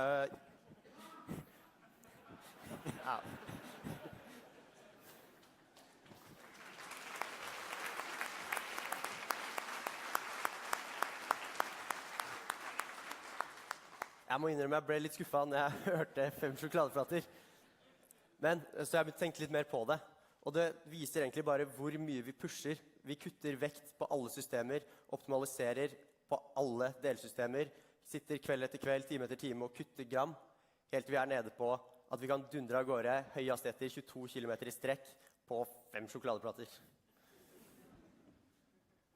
Men hvordan kommer man frem til at det disse 5 sjokoladeplatene man ønsker å ha? Det gjøres ved at vi i begynnelsen av året bestemte oss for at vi ville kunne kjøre full guffe på endurance-eventet, som det lengste eventet. Det da 22 km, hvor den eneste begrensningen vil være 80 kW. Man må ta i betraktning en del faktorer, for eksempel dragkraft, design space, vekt, temperatur og spenning og så videre. Man lager algoritmer og skript som behandler denne dataen, kommer frem til den optimale energien, så man begynner å gjøre betraktninger på bekostning av vekt og design space. Overraskende lite plass inni en sånn bil. Man sammenligner så med empirisk data fra tidligere år for å vise at dette gode verdier. Men hva det som huser disse 5 sjokoladeplatene? Jo, det monokokken. Som dere har hørt tidligere, dette delen vi får hjelp til å produsere hos Kongsberg. Det kommer at dette en selvbærende karbonfiberkonstruksjon, som da bygd karbonfiber i en sandwich-struktur. Folk flest har jo ikke så mye kunnskap eller tilnærming til karbonfiber, men det jeg nevnte med sandwich-strukturen, det tilsier at den bygd av 3 lag. Der du har karbonfiber nederst, et kjernemateriale i midten, som dere ser her. Det da enten aluminium honeycomb eller skumkjerne. Og så kommer det et lag til med fiber på toppen. Grunnen til at vi har en slik monokokk, det som den tidligere. Det vekten. Her har vi et av medlemmene, Jens. Han står nå inne i monokokkens øvre del, ettersom at vi limer de to sammen etter å ha støpt de. Og den i seg selv veier nærmere 9 kilo. Alle som har vært på treningssenteret har sikkert sett en sånn 9 kilos dumbbell. De ganske små. Den ganske stor. En liten forskjell. I tillegg til det, så gir det også et mye stivere design, og det gir også et bedre design space for systemer som baserer seg utenom monokokken, sammenlignet med eventuelt en stålramme. Designendringer i år at vi har endret gulvet på monokokken. Som dere ser her, har vi en 3-graders skjelning, som da gir muligheten til å implementere et nytt aerodynamisk system. I tillegg til det har vi en helt ny pakkeløsning på høyspentkomponenten, og der vi tar batteripakka ned av gulvet. Dette da også for å kompensere at vi har laget en helning, fordi når vi tar batteripakka ut av gulvet, så den også en del av gulvet, og vi senker massesenteret til bilen. Vi har også fått nytt design space for et helt nytt demperassembly. Også med dette har vi gjort endringer for produksjon, for å sikre bedre kvalitet, bedre sikkerhet på at du vet kvaliteten på produktet, og endret en sjåførstilling, slik at massesenteret også havner lenger ned, som øker da performancen til bilen. Men også på monokokken så det ekstremt viktig å vite at den tåler de lastene som den kommer til å bli påsatt. Vi gjør derfor simuleringer på en karbonfiberkonstruksjon, der vi ser på ulike eller feilmetoder. En av disse torsjon, som vridning, at monokokken prøver å vri seg. Dette har vi simulert, men i år har vi også bygget en rigg for å validere disse resultatene, så at vi bedre for hvert år kan si at de faktisk stemmer, og så samtidig validere de, og komme på det, som Amund nevnte, på konkurransene, og presentere for dommere at dette her vi faktisk sikre på. Så det det som huser rundt monokokken. Vingepakken. Det ikke bare kule spoilers. Det en del som kaller det for spoilers. Småfrustrerende. Men de har faktisk en intensjon. Det dere ser her, det var sikkert mange som fløy i dag, og det jo ikke bare av ingen grunn at flyet deres tar av. Det skjer noe der. Og det at det genereres en liftkraft, eller at det lufter en liftkraft som da hever flyet. Men hvis du bare inverterer den vingen, så får du det vi kaller for downforce. Da dytter den flyet ned. Og det det vi har gjort med vingene på vingepakken vår. Grunnen til det at dette gir en økt, eller at bilen kan kjøre fortere i sving. Det vi ser her, på den innerste banen, det da 2017-designet, mens på den ytterste 2018-designet. Alle svingene dere ser her, og de fargene dere ser, det beskriver hastighet. Så vi kan kjøre fortere i sving på grunn av vingepakken og på grunn av den økningen vi har fått, som tilsier at vi kan få raskere rundetider på konkurransene vi skal delta i sommer. Men hvordan gjør vi dette? Vi itererer, og vi itererer, og vi itererer. Og der er vi så takknemlige for at vi får lov til å bruke en ressurs fra NTNU, og vi får lov til å bruke deres supercomputer. På denne har vi i år brukt 750 000 CPU-timer. Det har for oss vært 4 måneder med kontinuerlig jobbing, eller litt sånn av og på. Man har lov til å gå og sove. Men hvis vi skulle gjort dette på en vanlig 4-skjerms PC, ville det tatt 22 år kontinuerlig kjøring. Da måtte jeg satt på simuleringen dagen jeg ble født. Det hadde jo vært veldig imponerende, men litt vanskelig. Ja, investering for Revolve 2040, ikke sant? Design. Nytt av i år er undertrayet. Undertrayet kommer hovedsakelig, eller mye av, den grunnen av at vi endret gulvet i monokokken. Faktoren dere ser her, det beskriver liftkoeffisienten, altså mengden downforce man genererer, og den er dobbelt så høy som i fjor. Samtidig har vi ikke økt noe i drag, som betyr at lift-to-drag-koeffisienten også er dobbelt så høy sammenlignet med i fjor. Det kan man tydelig se her, litt tydelig, ved at dere ser igjen den røde fargen som beskriver hurtig hastighet, altså større hastighet. For dette er da et plott sett underfra bilen. Det til venstre her er 2017, det til høyre er 2018. Kraft genereres av en trykkforskjell. Ved høy hastighet så har du en lav trykk, og det er den reaksjonen dere ser her. Ved høy hastighet så får vi et lavere trykk, trykkforskjellen blir større, og vi genererer mer krefter. Og det er det som skjer på 2018-bilen. Dette har gitt resultatene i år, med å vi har økt den aerodynamiske downforcen med 33% sammenlignet med 2017. Vi har økt lift-to-drag-ratioen, som beskriver mengden downforce det genererer per motstand, med 21,4%. Og dette gjør oss 1,65 sekunder, simulert da, raskere per runde på konkurranse.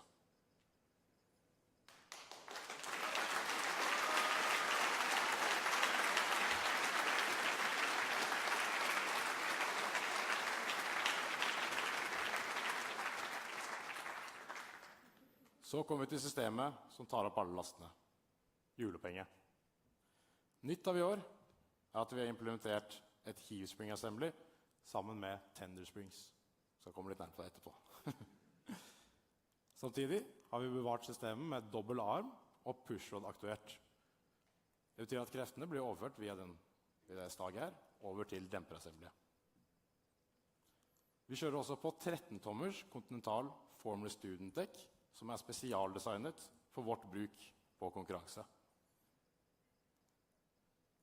Så hva er heave spring? Med den økte aerodynamiske kraften så ønsker vi også mer stivhet i Z-retningen, altså opp og ned. I racecar-sammenheng så kaller vi dette for heave motion. Derfor har vi implementert den midterste demperen. Midterste demperen her, som kalles for en heave spring. Denne øker stivheten i Z-retningen. Og vi gjør at bilen vår er mer stabil, og da kan utnytte grepet bedre til enhver tid. Samtidig har vi implementert det som kalles for en tender spring.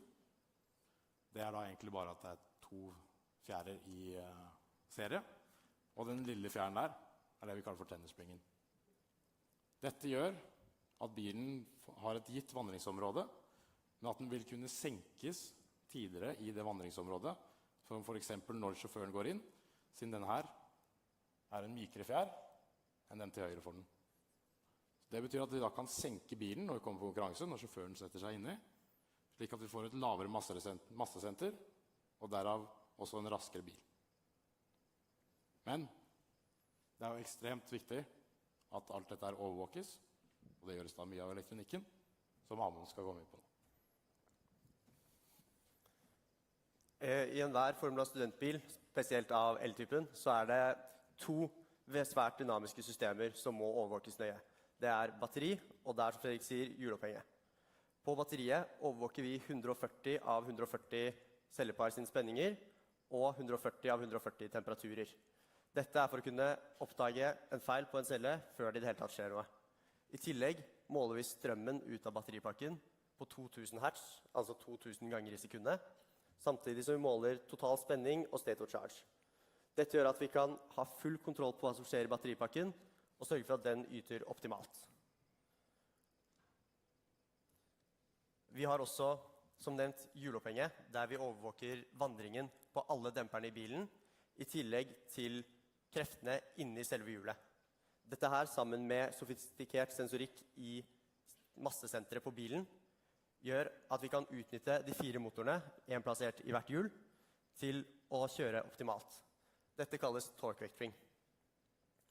Torque vectoring-algoritmen tar en matematisk modell av bilens state og kjører den gjennom en sofistikert optimaliseringsalgoritme for å sørge for at den utnytter dekkapasiteten helt optimalt, men samtidig følger sjåførens intensjon.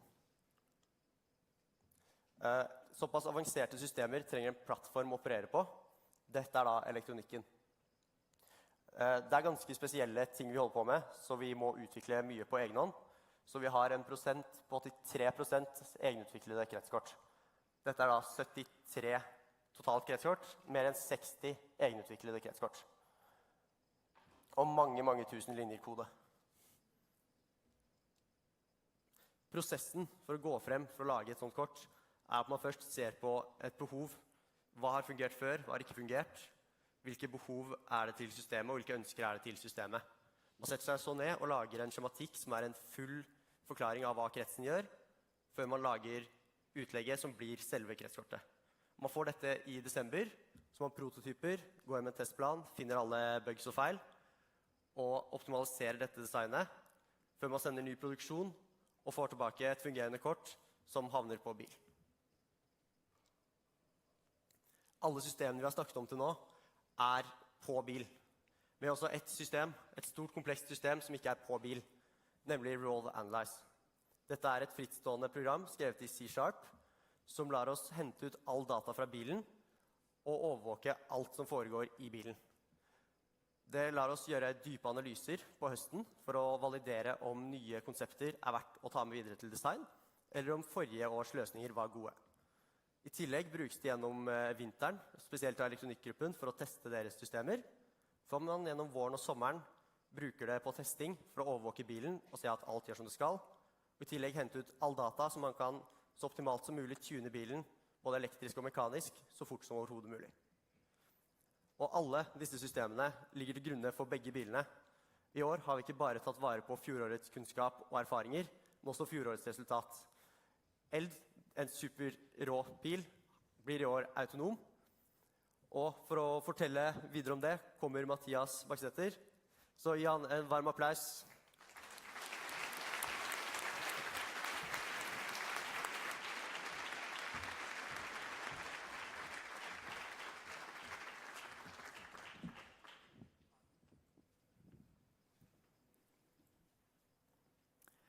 Hva om all din transport var fullstendig førerløs? Hvordan vil det endret hverdagen din, livet ditt og samfunnet som vi lever i? Mange eksperter spår at vi kommer til å leve i en slik verden innen kort tid. Og som et eksempel på dette ønsker jeg å trekke fram Bertil Osten, som tidligere i år vant prisen for beste stillingsutlysning med kampanjen «Den siste personen som kommer til å ta lappen er født». Dette er en utvikling som kommer, men den kommer ikke av seg selv. Vi i Revolve NTNU Driverless kommer til å akselerere mot denne utviklingen. Og jeg tror at våre medlemmer kommer til å spille sentrale roller for denne utviklingen i Norge og verden i årene som kommer. Konkurransen vi skal delta på er utfordrende. Det er 15 lag som har et års forsprang, og hastighetene begynner å bli så høye at de på nivå med dem med sjåfør. I februar i år så var vi i Hamburg på besøk hos et annet lag, på det de kalte en Autonomous Racing Workshop, hvor vi lærte av de andre lagene. Jeg satte utrolig pris på at terskelen lav for å dele resultater og kunnskap. Vi lærte der også at vi har tatt mange riktige valg så langt, og at målet om topp 5 i verden absolutt innenfor rekkevidde. Hittil på Driverless-prosjektet så har vi brukt mer enn 25 000 arbeidstimer. Og for at bilen skal fungere så godt som overhodet mulig på konkurranse i sommer, vier nesten hele teamet hele sommeren med 12 timers arbeidsdager. Tenk litt på det.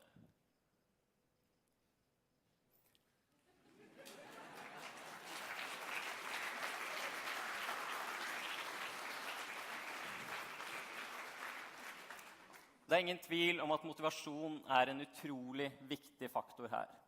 Og motivasjonen, den kan være alt fra muligheten til å stå på podiet under Hockenheimring-konkurranse i sommer, til å lære mer om seg selv, om teamet og om de tekniske løsningene som vi utvikler.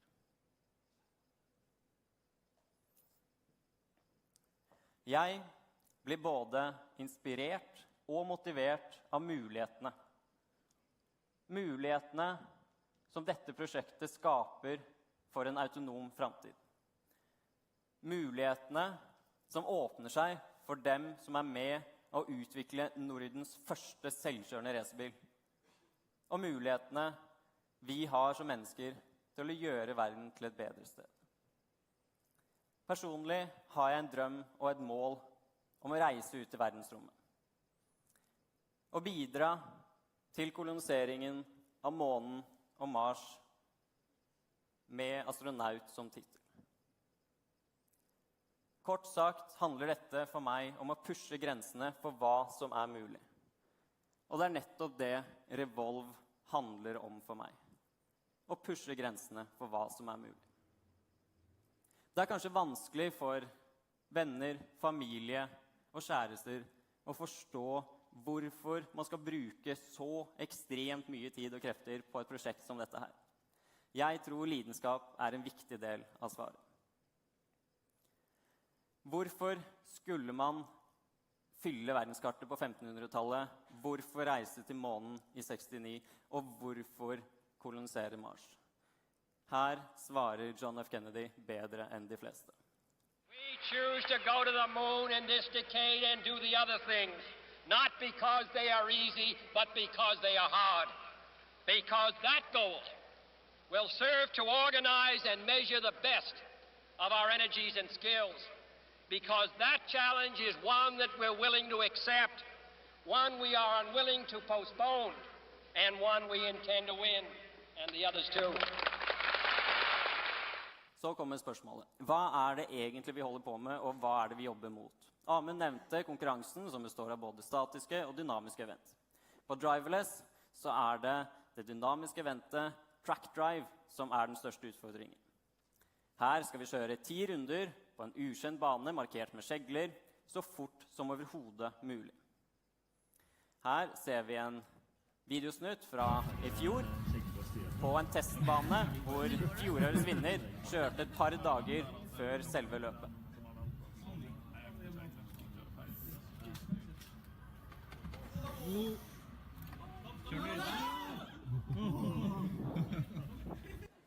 Og vi ser også hvor små marginene Dette her var laget fra ETH i Zürich som vant hele konkurransen, men de var centimeter unna å krasje bilen sin bare dager før selve eventet. For å kunne kjøre selv, så har vi utviklet de mekaniske og elektriske systemene på elg. Mest åpenbart det at vi har tatt av fram- og bakvingen. Og av sensorer så har vi en laser avstandsmåler, en såkalt LIDAR, fra Velodyne foran under nesen. Vi har 2 fargekameraer fra FLIR oppe i mainhupen, og vi har 2 separate systemer for at bilen skal kunne kjenne sin egen posisjon så nøyaktig som mulig. Videre så har vi utviklet de aktuerende systemene. Vi har en motor i parallell med styrestagen, som lar oss svinge bilen som om en sjåfør skulle gjort det. Vi har på hver side av monokokken, en på hver side i sidepodden her, 2 muligheter for bremsing i tillegg til regenerativ bremsing. Her så har vi en lineær aktuator som hver av dem fungerer på hvert sitt hydrauliske system. Og sikkerhet er utrolig viktig. Vi har derfor et nødbremsesystem som fungerer separat fra de andre systemene. Dette systemet kan nødbremse bilen om bilen selv oppdager en feil, eller om vi trykker på den store røde knappen. Men det holder, som dere sikkert skjønner, ikke kun å gjøre det fysisk mulig for bilen å kjøre selv. Vi måtte også utvikle intelligensen.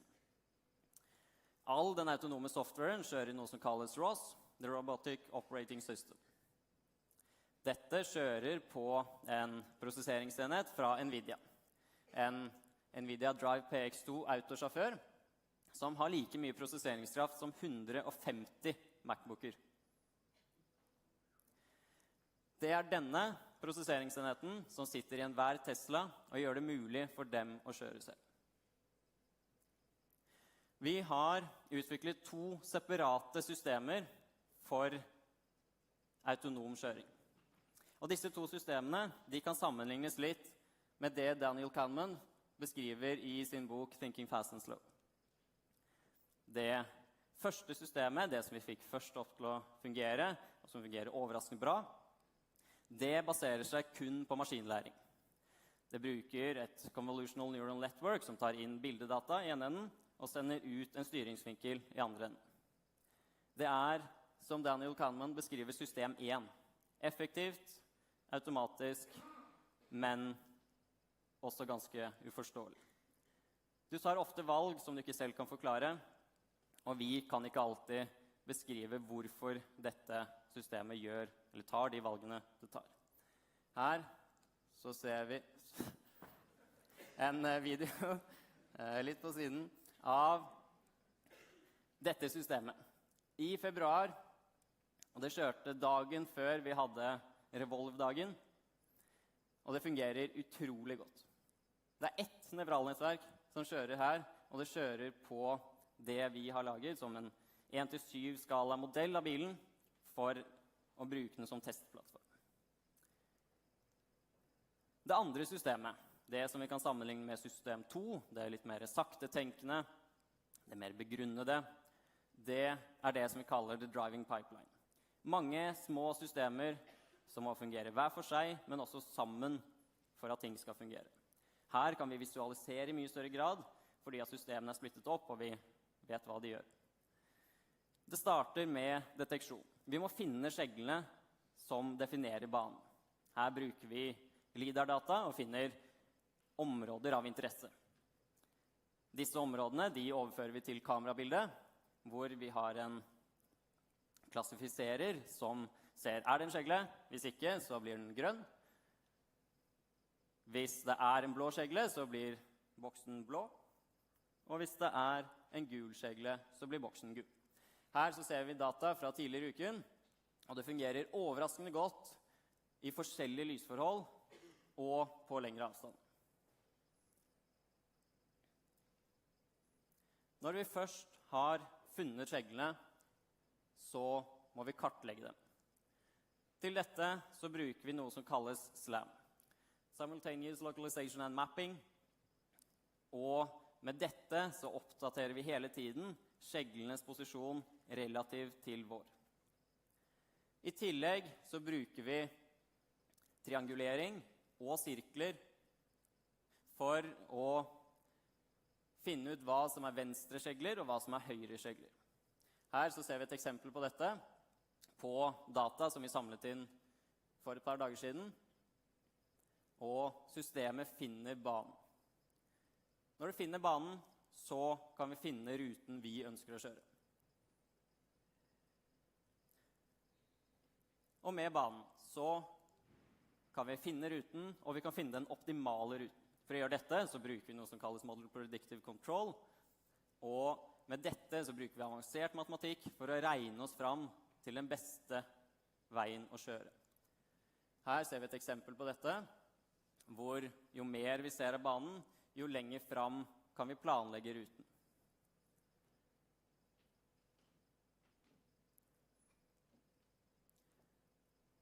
Med dette systemet så kan vi kjøre potensielt optimale racelines på en hvilken som helst bane.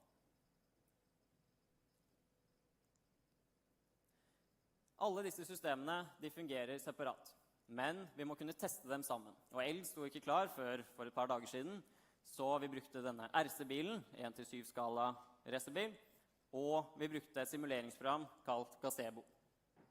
Her så ser vi litt video fra dette simuleringsprogrammet, hvor vi simulerer bilen, skjeglene, sensorene til bilen, og vi kan kjøre da hele denne driving pipeline, system 2, på denne simuleringen. Så vi ser at skjeglene blir plassert, vi finner en rute, og vi følger denne ruten.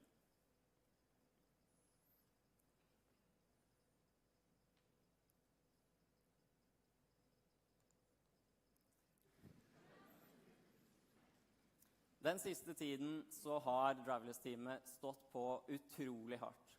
Jobbet dag inn og dag ut, bokstavelig talt.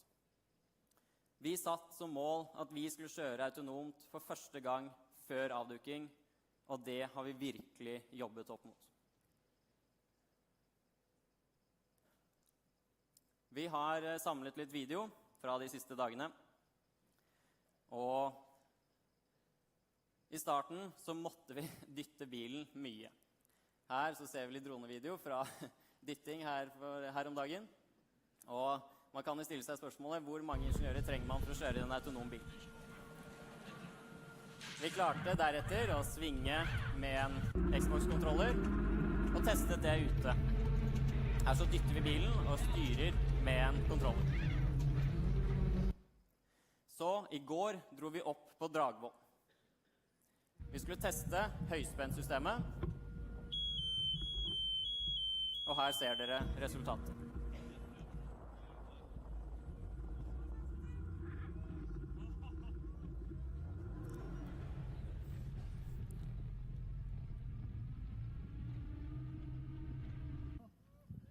Det er de første små skrittene til en fullstendig autonom racerbil.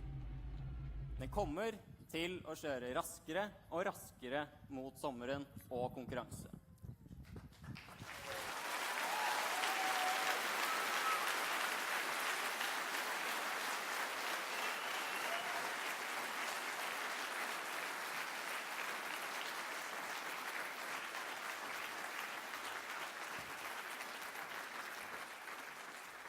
Driverless-teamet har stått utrolig hardt på for å gjennomføre denne utrolige bragden.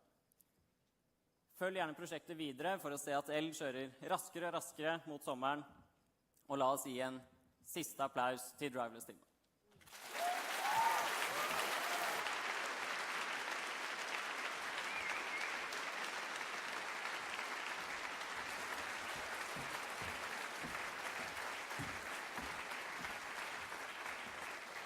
Dere, sjekk disse bilene her. Jeg synes de er helt utrolig vakre. Aida, se på disse her. Ja, det er faktisk helt utrolig hvor langt vi har kommet siden september i fjor. Ja, og nettopp september i fjor, 7. september, mer nøyaktig 2017, var første offisielle dag for Team 2018. Her kan dere se et bilde av Cornelia. Her presenterer hun seg selv for Team 2018, en gjeng som ikke har en anelse om hva de kommer til å gå gjennom de neste 8 månedene. Siden september så har prosjektåret vært delt opp i 3 faser. Vi startet med en konseptperiode der medlemmene ble kjent med prosjektet. Etter denne konseptperioden så gikk vi inn i en designperiode. Etter Designperioden varte da frem til jul, og etter jul og frem til i dag så har det vært produksjonsperiode. Men dere, vi har nå avduket bilene våre. Men dere må på ingen måte tro at prosjektet er over. Nei, for det er jo lett å glemme hva vi driver med. Vi konkurrerer. Og vi konkurrerer mot de beste universitetene i verden.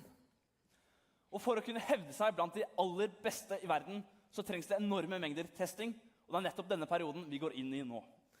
Ja, og under testperioden så er det en gjeng dedikerte medlemmer som velger å bruke hele sommeren sin her i Trondheim. Da deler vi medlemmene opp i 2. Så har du en gruppe som kjører og tester bilen på dagen, og så har du en annen gruppe som kommer og fikser feilene på natta.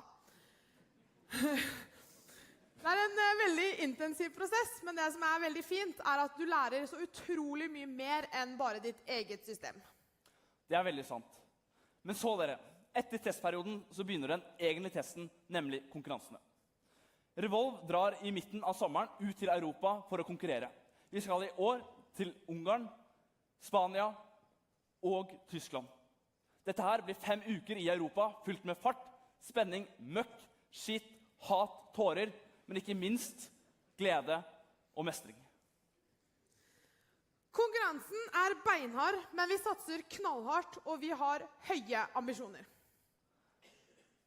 Dette her blir en helt ekstremt kul periode. Vi er så heldige at begge våre lag har klart å kvalifisere seg til den gjeveste konkurransen av dem alle, nemlig Formula Student Germany. Og her har vi en video som skal illustrere det som kommer til å bli årets høydepunkt.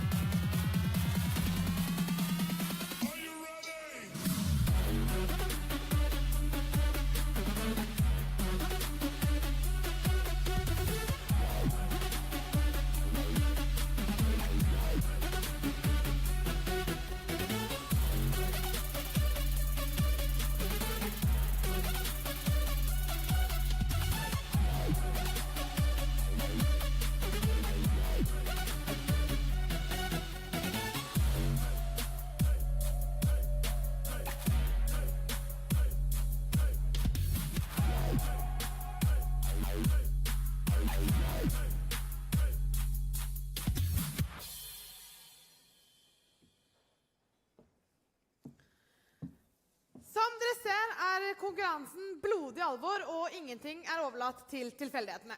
Nei, dette her er en ekstremt spennende periode, og jeg tror at hele Revolve NTNU gleder seg ekstremt til dette her. Nå går vi dessverre mot avslutning av årets avduking. Vi begynte med å gi dere et lite historisk perspektiv som introduksjon til Cornelia sin tale. Og Anne Borg hun har snakket litt om hva prosjektet betyr for NTNU. Vi fikk presentert våre 2 fantastiske hovedsponsorer, Kongsberg-gruppen og Bertel Osten.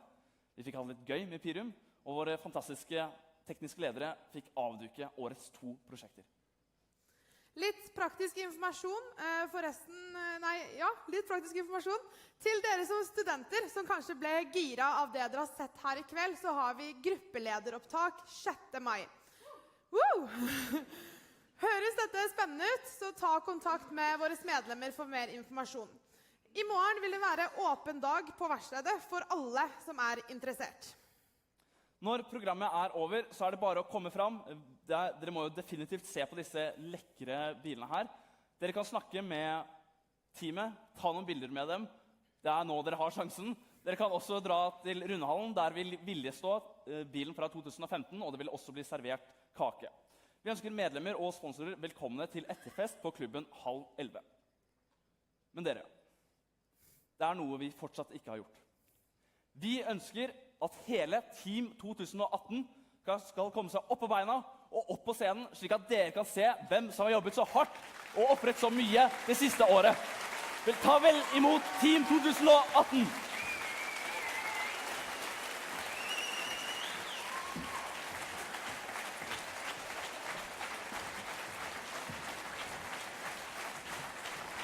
Ta det nå. Ja. Nei, vent litt.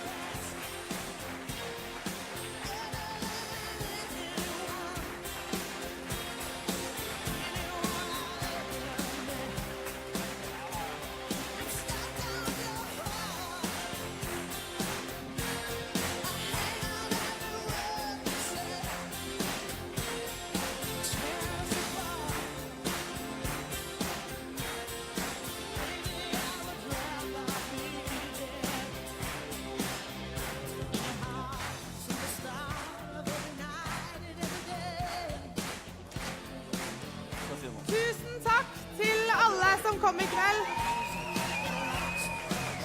Tusen takk til våre fantastiske sponsorer som bidrar med så mye de bare kan. En spesiell takk til Kongsberg-gruppen, Bertel Osten, Arrow og Trondheim kommune som har bidratt til et så fantastisk bra avdukingsarrangement her i kveld. Takk til venner som hjelper oss med øvinger, og takk til familie som må vente lenge mellom telefonene. Det har vært et helt fantastisk år. Tusen takk! Helt til slutt, gi en enorm applaus til Revolt NTNU Team 2018!